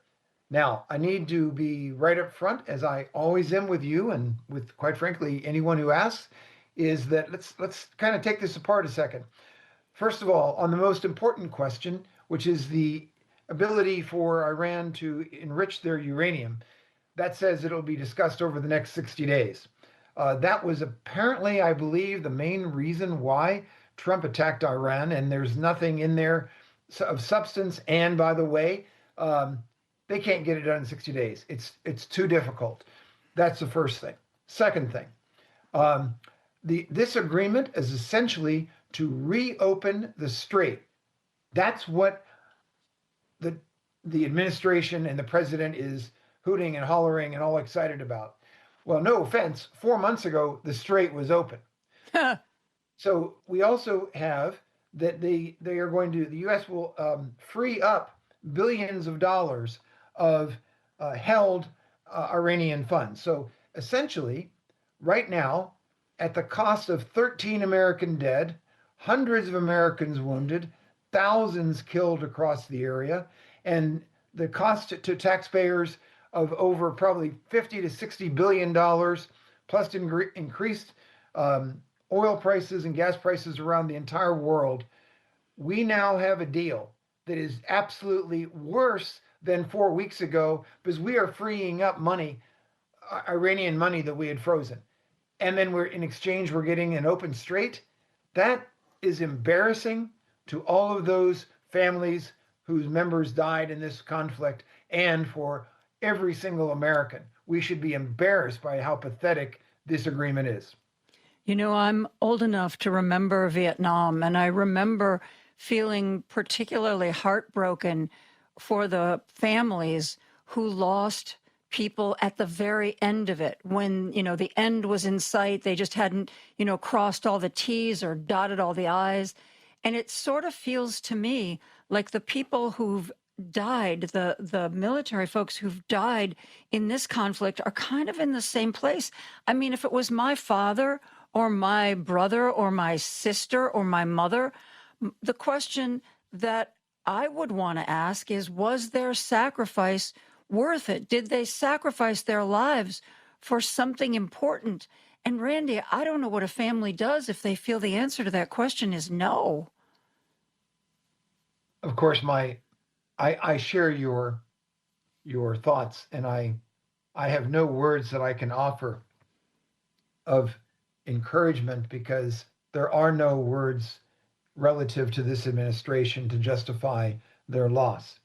It is something that all I can ever say to someone who has been killed in action or passes away in the military, to their families, which I have been to many, many funerals, presided over them.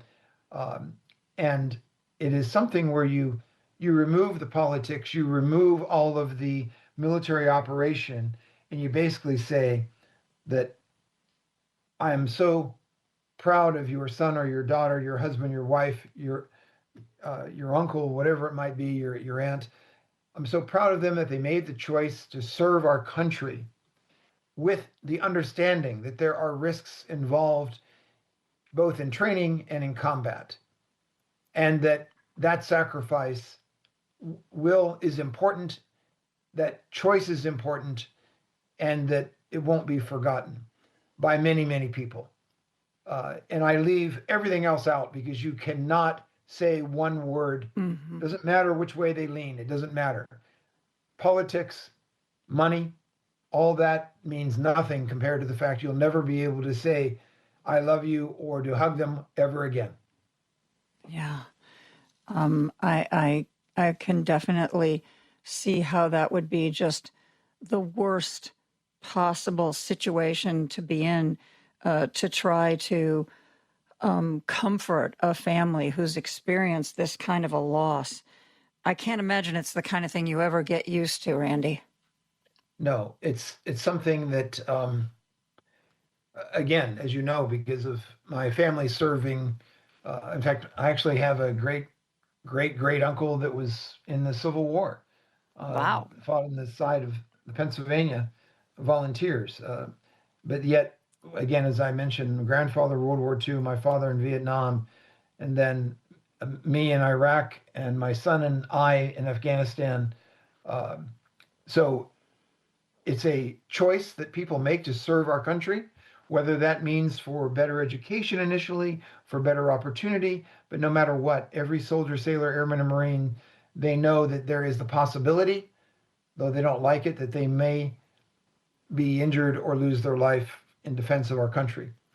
So I guess the bottom line is that the thing that's very frustrating is here we are with those lost lives, with those hundreds of Americans that have been wounded, and of course, tens of thousands of American military and their families affected by these extended deployments. And what do we get out of it? I mean, this is really easy. Put it on a balance sheet. Iran basically gets their U.S. frozen assets unfrozen, and the strait is open as it once was. That is what we get out of it. That's a sham.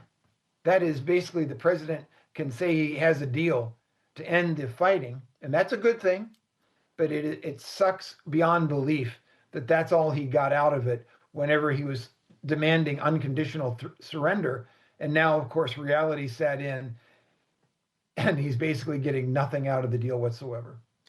And as far as the strait goes, I've noticed in a couple of the articles I've read, Iran very carefully says, well, yes, we're going to open up the strait and we are going to manage it. And yes. I think that's a very interesting choice of words. You know, Donald Trump can say it's open and nobody's going to be paying tolls, but the Iranian government doesn't seem to be on quite the same page there. So the president said that the strait is safe, secure, and pristine. Well, one part of it's 100% lie. It's not secure, because Iran can choose to close it within 1 hour of making the decision by literally flying a few drones over it and attacking any ship they choose. So the idea that it's trying to be reassuring, this is false promises, like so many other things. He cannot back up. And he's right, like that movie, he's writing a check his body can't cash. Mm.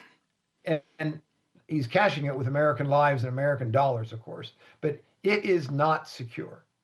And no one should believe that. Now, I certainly hope it opens on Friday. That'd be awesome. It's still going to take just think about it like a traffic jam there in Chicago. Just because you say, oh, we cleared the accident. Well, what about the 15 miles of backup? Yeah. Well, it sure does take a long time to let the rest of all that traffic move through. So it's going to be weeks before anything gets serious movement.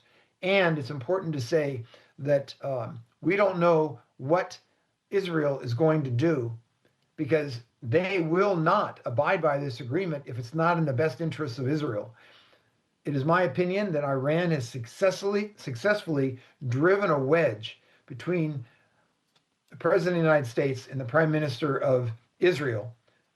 And it's shown itself through the angry words that Trump has used against the Israeli Prime Minister. And by the way, that's not conjecture. That's Trump admitting what he said. Yeah. That's not my words. That's the president's words. And of course, the Israeli Prime Minister, rightfully so, saying, I will do what I need to do to defend Israel, what is in the best interest of Israel. This is going to be something we should all watch out for. What happens in the next week and in the next 2 or 3 months, quite frankly, that could derail this very fast, because Iran has successfully linked this situation, this memorandum of agreement, whatever it is, to Israel not attacking Hezbollah. And Israel's not even a signee to this thing, so I don't think this is going to be worth the paper it's written on. Well, the Guardian U.S. has changed their homepage, updated it, and the headline now is Netanyahu declares victory over Iran and rules out withdrawal from Lebanon. I'm talking to retired Major General Randy Manner. We are going to take a real quick break. We're going to be back with more after this. Now back to Joan Esposito, live, local, and progressive on WCPT 820. I'm speaking with retired former Major General Randy Manner. We have been talking about this agreement. I don't even know if I should call it an agreement. The reporting of a proposed agreement to try to wind down and or end the Iran war. I thought it was kind of strange that somehow Donald Trump felt that his agreement with Iran should somehow be also binding for Israel when apparently Israel wasn't even a part of these conversations. That seems odd to me, Randy. Does it seem odd to you? Yes, it seems extremely weird. But then again, the president, he doesn't consider really anybody else on this, and he's trying to figure a way out of it for himself. I just was reading during the break a Wall Street Journal article in the past hour, and it basically Iran and the U.S. have released portions of the text that of this agreement, and I don't alleged text. I don't know. They're on opposite sides of the planet, meaning apparently Iran says that it includes Israeli withdrawal from Lebanon, gives Tehran the control of the strait, and does not commit to any changes in its nuclear program, whereas Vance says that it agrees that Iran agreed to never develop a nuclear weapon. I mean, I can't wait to read this thing once it's signed, because there is propaganda flying in both directions, and somewhere in the middle, I hope, is the truth. Well, I read this morning, not what you're updating us on, but I read this morning that they're being very secretive about the text for this memorandum. And, I thought, hey, I don't know how these things generally play out, but if you're so proud of this agreement, it seemed odd to me that there wouldn't be articles about, we're going to get this and we're going to get that. Instead, there's the reporting I've seen is, and I'm going to have to try to find that article. It sounds like somebody leaked something, but that after this is signed on Friday, then the text is going to be released. I don't know. I mean, Donald Trump is one of these guys who is never wrong. He's never takes the blame, never takes any responsibility. He hates Obama, wants to do everything Obama did and or undo it or do it better. If it comes out that this is a really, really bad deal, I don't know who he's going to blame. Do you think he'll blame Netanyahu, J.D. Vance? He seems to love to blame J.D. Vance. Right. Well, I think it's the blame. He is a master at the blame game. I also found it totally within this president's mindset when he blamed the American people, quote unquote, for not allowing him to occupy Karg Island because the American people don't have the stomach for it. And then he said, because I really want to do it, or whatever. He's blaming the American people for his stupidity. I mean, I have never heard an American president ever say anything like that. I mean, I could probably line up 1,000 things the president has said, but that one, and I can't believe I heard the interview. I was doing an interview on some news channel, and that prefaced my interview, and I was like, you got to be kidding me. So yes, he'll blame anybody and everybody, and I'm going to give it a 10% chance that this thing is going to actually result in the next 60 days in the strait being completely open and there being any nuclear deal. I give it 10%. I hope it goes the other way, but no. Yeah, really, you and me. I've also read a couple of things recently where people are alarmed. Donald Trump has never said, I will use nuclear weapons in Iran, but he has said a couple of things that, if Iran doesn't agree, we have the ultimate fighting machine. And he's also said in an interview, what are you going to do? And he's like, well, what I want to do, it doesn't have a lot of support, sort of leading people to think that he believes nuclear weapons are on the table. There was rumor reporting a while back that the chairman of the Joint Chiefs and Donald Trump had a very heated argument, and in which it was alleged or implied that the Joint Chiefs said, we're not using nuclear weapons, so just forget about it. How likely is it that Donald Trump is actually saying these things? I do believe it's likely that if he did say these things in private, that the military would have pushed back. So I have no insider information, so you're asking me for my military experience, based on my military experience, and based on what the president has been saying himself. We're not talking about somebody interpreting his comments. I believe that he is or has and is thinking about nuclear weapons. And I believe that the one red line that the military would continue to resign the whole way down until they found some Trump supporter in there would never allow the president to use nuclear weapons to attack another country like this.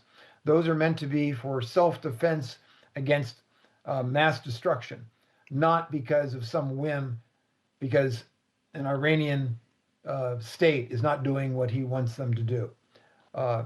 So it's my professional opinion that the military would resist, but remember, he can keep firing them.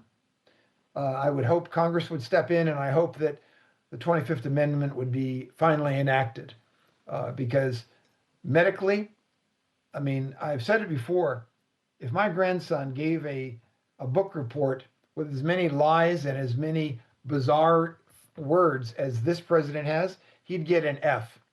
And sometimes you can just transcribe the president's comments and put them into, a sixth grade class. He's not able to hold his thoughts. He's not able to be coherent. And it's very, very disconcerting. Yeah. So anyway, I apologize for going down a rabbit hole here, but it is very frustrating when we have someone who truly may not be medically fit anymore. Hey, I agree. And I wish it, unfortunately, he's got a cabinet of toadies. And so there would have to be a lot of pressure brought on that cabinet for them to ever stand up to him. But I think if in a situation where it's really dire, maybe I'd like to think that they would. Randy, thanks so much for being here. I love talking with you, and thank you for finding time for us. Thank you so very much for having me. We are going to take a break. We're going to be back with more after this. Now back to Joan Esposito, live, local, and progressive on WCPT 820. I'm welcoming back to our program Jill Wine-Banks. You should, if you haven't read it, go back and find her book, Watergate Girl. It is really fascinating. She, of course, also does the Sisters-in-Law podcast. She's on YouTube. She's everywhere. Jill, thanks for being here. I'm so glad to be with you, Joan. It's a pleasure. And I have to tell you, I'm interviewing one of your sisters-in-law. Barbara McQuaid is going to be here on Thursday. Hey.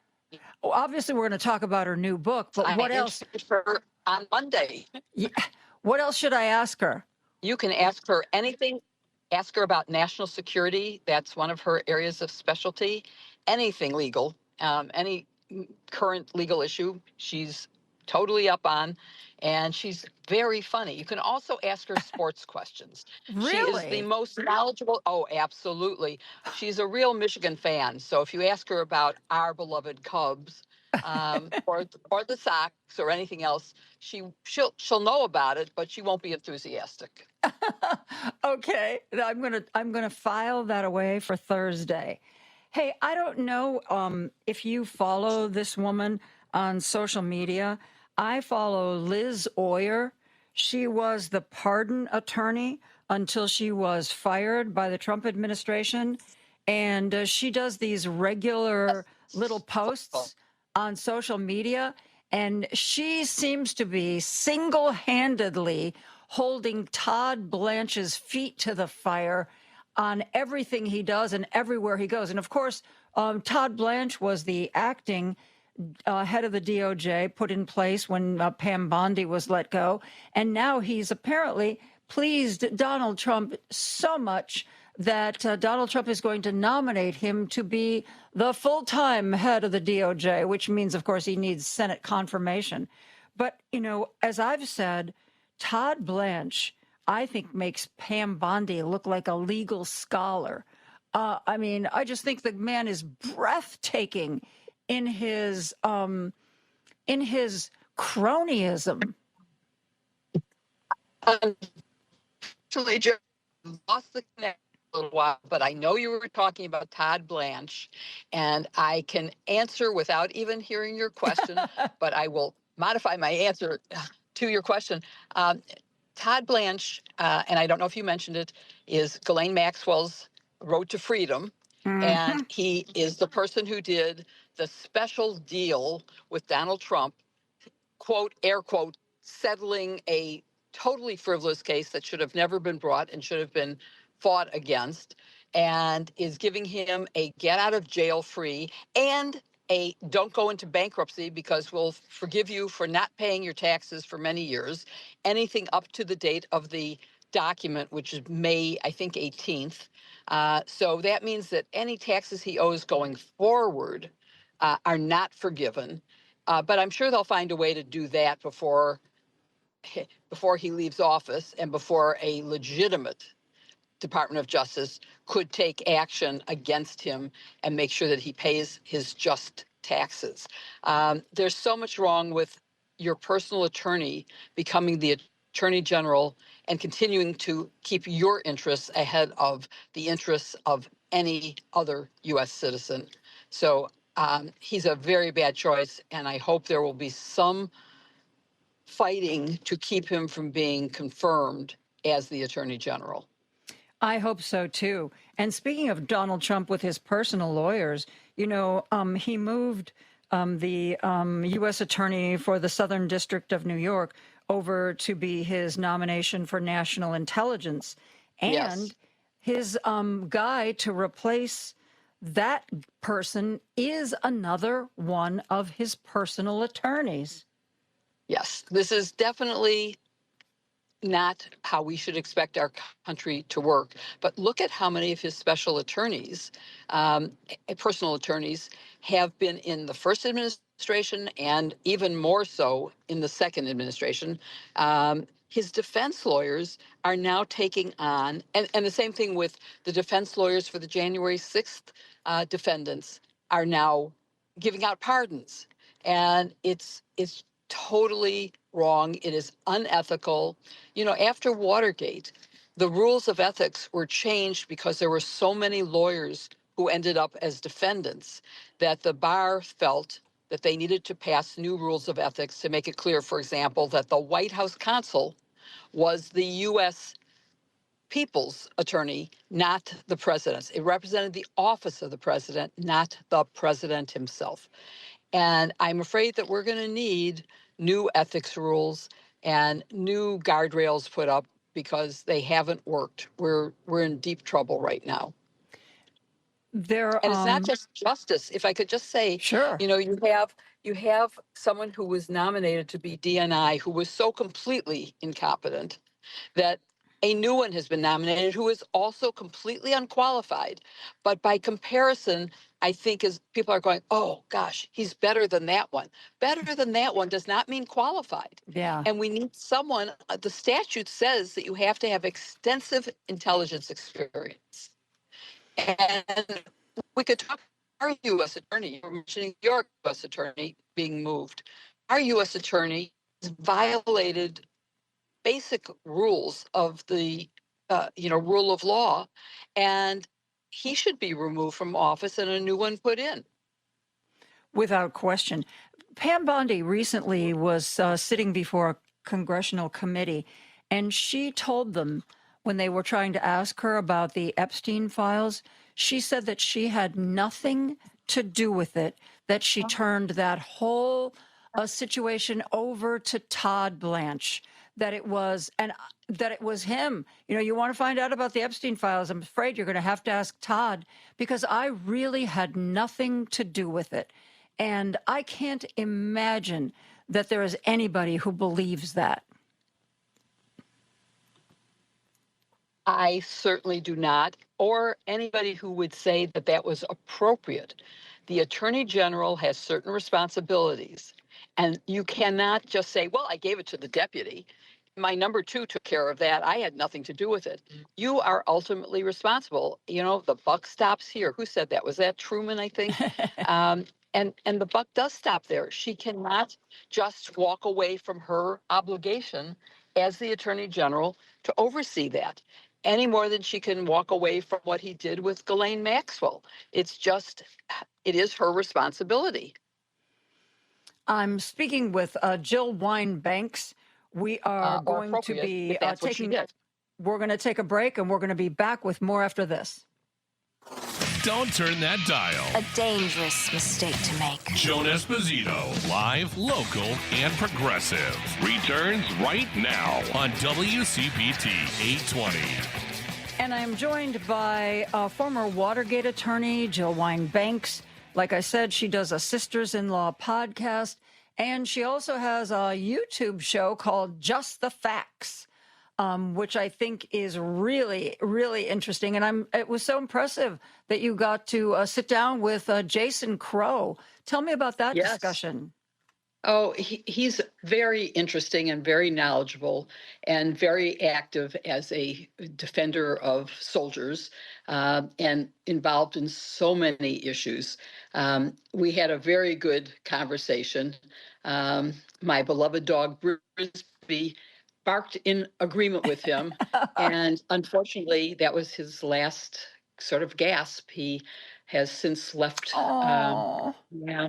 I'm very sad, but I'm glad he was memorialized on the Jason Crow episode. So that was,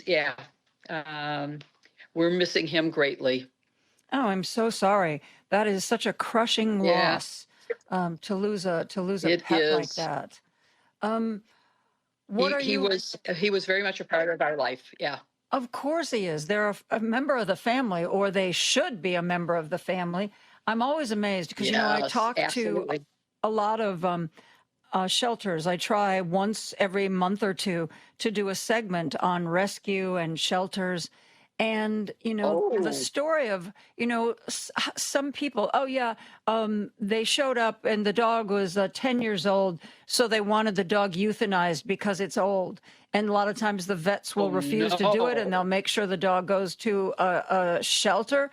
And, you know, the dog is adopted by somebody and has 5 more good years. I just don't understand people. I think there should be laws. And I think I think there should be a rigorous exam and a license to be able to adopt a dog. And most of the shelters are very good at that. I am hoping to adopt another, and I would like an older dog. I'm very happy to take care of an older dog. They deserve our love as much as anybody, and they give so much in return. There's nothing like dog love, for sure, for sure. I'm not a cat person, but I know people feel the same way about cats, so I'll say cats and dogs. And probably birds as well. I mean, my sister-in-law from the show, Joyce Vance, has chickens, and she swears they all have their own personalities, and they they sit at her shoulder. They pay attention. I mean, it's really amazing. And I just met a rhino who comes to her name. The zookeeper, who is her friend, calls her name, and she comes. It's really quite amazing. Quite amazing. I got to pet her too. I got to touch her rhino. Where was this? At the Cleveland Zoo. Cleveland Zoo. We were with someone who is a large donor to the zoo, and so we were able to feed giraffes, which was amazing experience. We got to pet a koala and a rhino. It was fabulous. We also visited the Cleveland Clinic, which is something that I may try to do a Just the Facts show to talk about how incredible this resource is for special care, and how doctor-led it is, and how patient-focused it is. It's really amazing. And the Rock and Roll Hall of Fame, of course, and the Museum of Art, the Cleveland Museum of Art. So, you know, that's where I'm from, the Cleveland area. You know, I didn't know that. Yes, I grew up in Elyria, Ohio, which is about 40 minutes west of Cleveland. And you may not know this about the Cleveland Clinic. They are one of the best heart surgery hospitals in the entire world. And they have very quietly under the radar done a number of cardiac surgery for some very, very prominent Middle Eastern bigwigs, sheikhs. And what they do is they have an entire floor that can be locked off because, of course, there are all these other aides and guards and people. And they are one of the most popular hospitals in the world for Middle Eastern royalty to come if they need cardiac surgery. So yes, there you go. we learned that, and we actually saw the floor where they aren't there now, but we saw the floor, and they were allowed to bring in their own food. They had their special food, but the most important thing is the heart surgeons there are so amazing, and they're on salary. They are not paid per procedure. They are as part of how they operate. It's quite a unique system. We were with the most recent CEO, not the current one, but the one before that, Dr. Toby Cosgrove. And hearing him talk about this was incredible. And they're building the largest neurological center. I can't remember now how many floors it is, but it's a multi-floor, multidiscipline, dealing with everything from neurosurgery to psychiatry, memory loss. It's going to be a phenomenal asset to America. So yeah, it's really an amazing thing. Well, now that we've talked about that, I want to pull you back into the world of politics. Donald Trump says that this Friday, a deal, it's going to be over. There's going to be a deal, and it's going to be a memorandum. And then in 60 days, they're going to negotiate all the fine print. I was talking to former Major General Randy Manner. He says that he gives it a 10% chance of actually coming to fruition 60 days after the signing. What do you think about this and the way it's being handled? Well, I think that may be overly generous estimate of how likely it is. And the devil is always in the details. That's so hackneyed. I know that, but it's true. And it does not seem from the overall reporting that much has been accomplished, that we're going to be giving them almost $3 billion in aid. He criticized Obama for giving 1.7 in returning their own assets. Frozen assets were returned. Now we're digging into our pocket and our allies' pockets to give them aid to rebuild what we destroyed. And they're going to reopen the strait. Well, it was reopened. It was open before he invaded. And so that's not an accomplishment. I just don't feel like much has been accomplished, and he's going to take credit for doing these wonderful things. And we'll see. And then hopefully the other reporting is that Israel may intervene to prevent the actual finalization of the terms of any peace agreement. And you just can't believe anything that Donald Trump says. And so I don't. I mean, I believe, we're going to give them money, just like they're trying to give money to his MAGA supporters who desecrated the Capitol and attacked police officers. I agree with you 100% that this agreement, if indeed it ever even happens, is going to be a much worse deal than the Obama deal. But he did accomplish one thing. Donald Trump has alienated us from Israel when that used to be a really, really close relationship. Yeah, he's done a lot of harm, not just with Israel, but to our reputation nationwide. I just was interviewed this morning by a French reporter, and it wasn't on this subject. We did talk a little bit about our reputation as he flies for a meeting. How amazing it is to have him be our representative. And it's time for the Democrats to have a Project 2029 and be prepared to act as quickly as the Republicans did under Project 2025 to make clear, because even if we take the House and the Senate 20 midterm this year, he's going to veto any legislation Congress.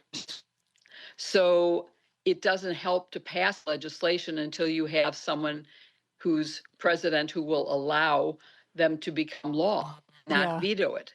And the chances of having a veto-proof majority, I have to say, I mean, I think we could take the majority. I don't know that it'll be veto-proof.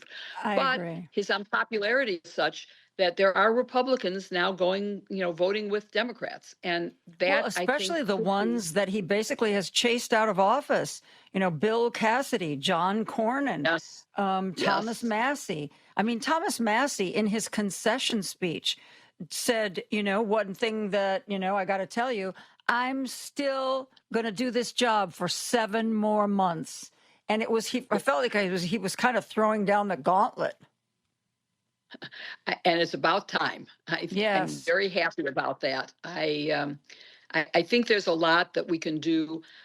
When you interview Barb, you can focus on the solutions that she proposes and the constitutional and statutory changes that she thinks are necessary. And I think that's a helpful way to proceed, because it is part of thinking about, if we take power, what to do. Another good thing, I don't know if you know about the Chicago Women Take Action organization. Yes, I get their emails. Yeah.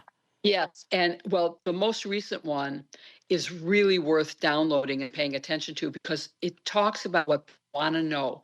What can I do? What can little old me do? And it does analysis of, if you want to spend 5 minutes a day, this is what you can do. 15 minutes a day, 30 minutes a day, a whole day, maybe a day, or a whole day every week. And the suggestions are really meaningful, and which doesn't undercut voting. As you got to vote, and you have to help get out the vote, even if it's bringing your mother, your child, your neighbor, get out the vote. And my own advice is, learn one subject that you're passionate about, just one, and be an expert in that you can talk about why you should vote for whatever the candidate is. And you should be looking at the state and local candidates, not just the statewide, not just the national, but the Cook County Treasurer matters, the Board of Education matters.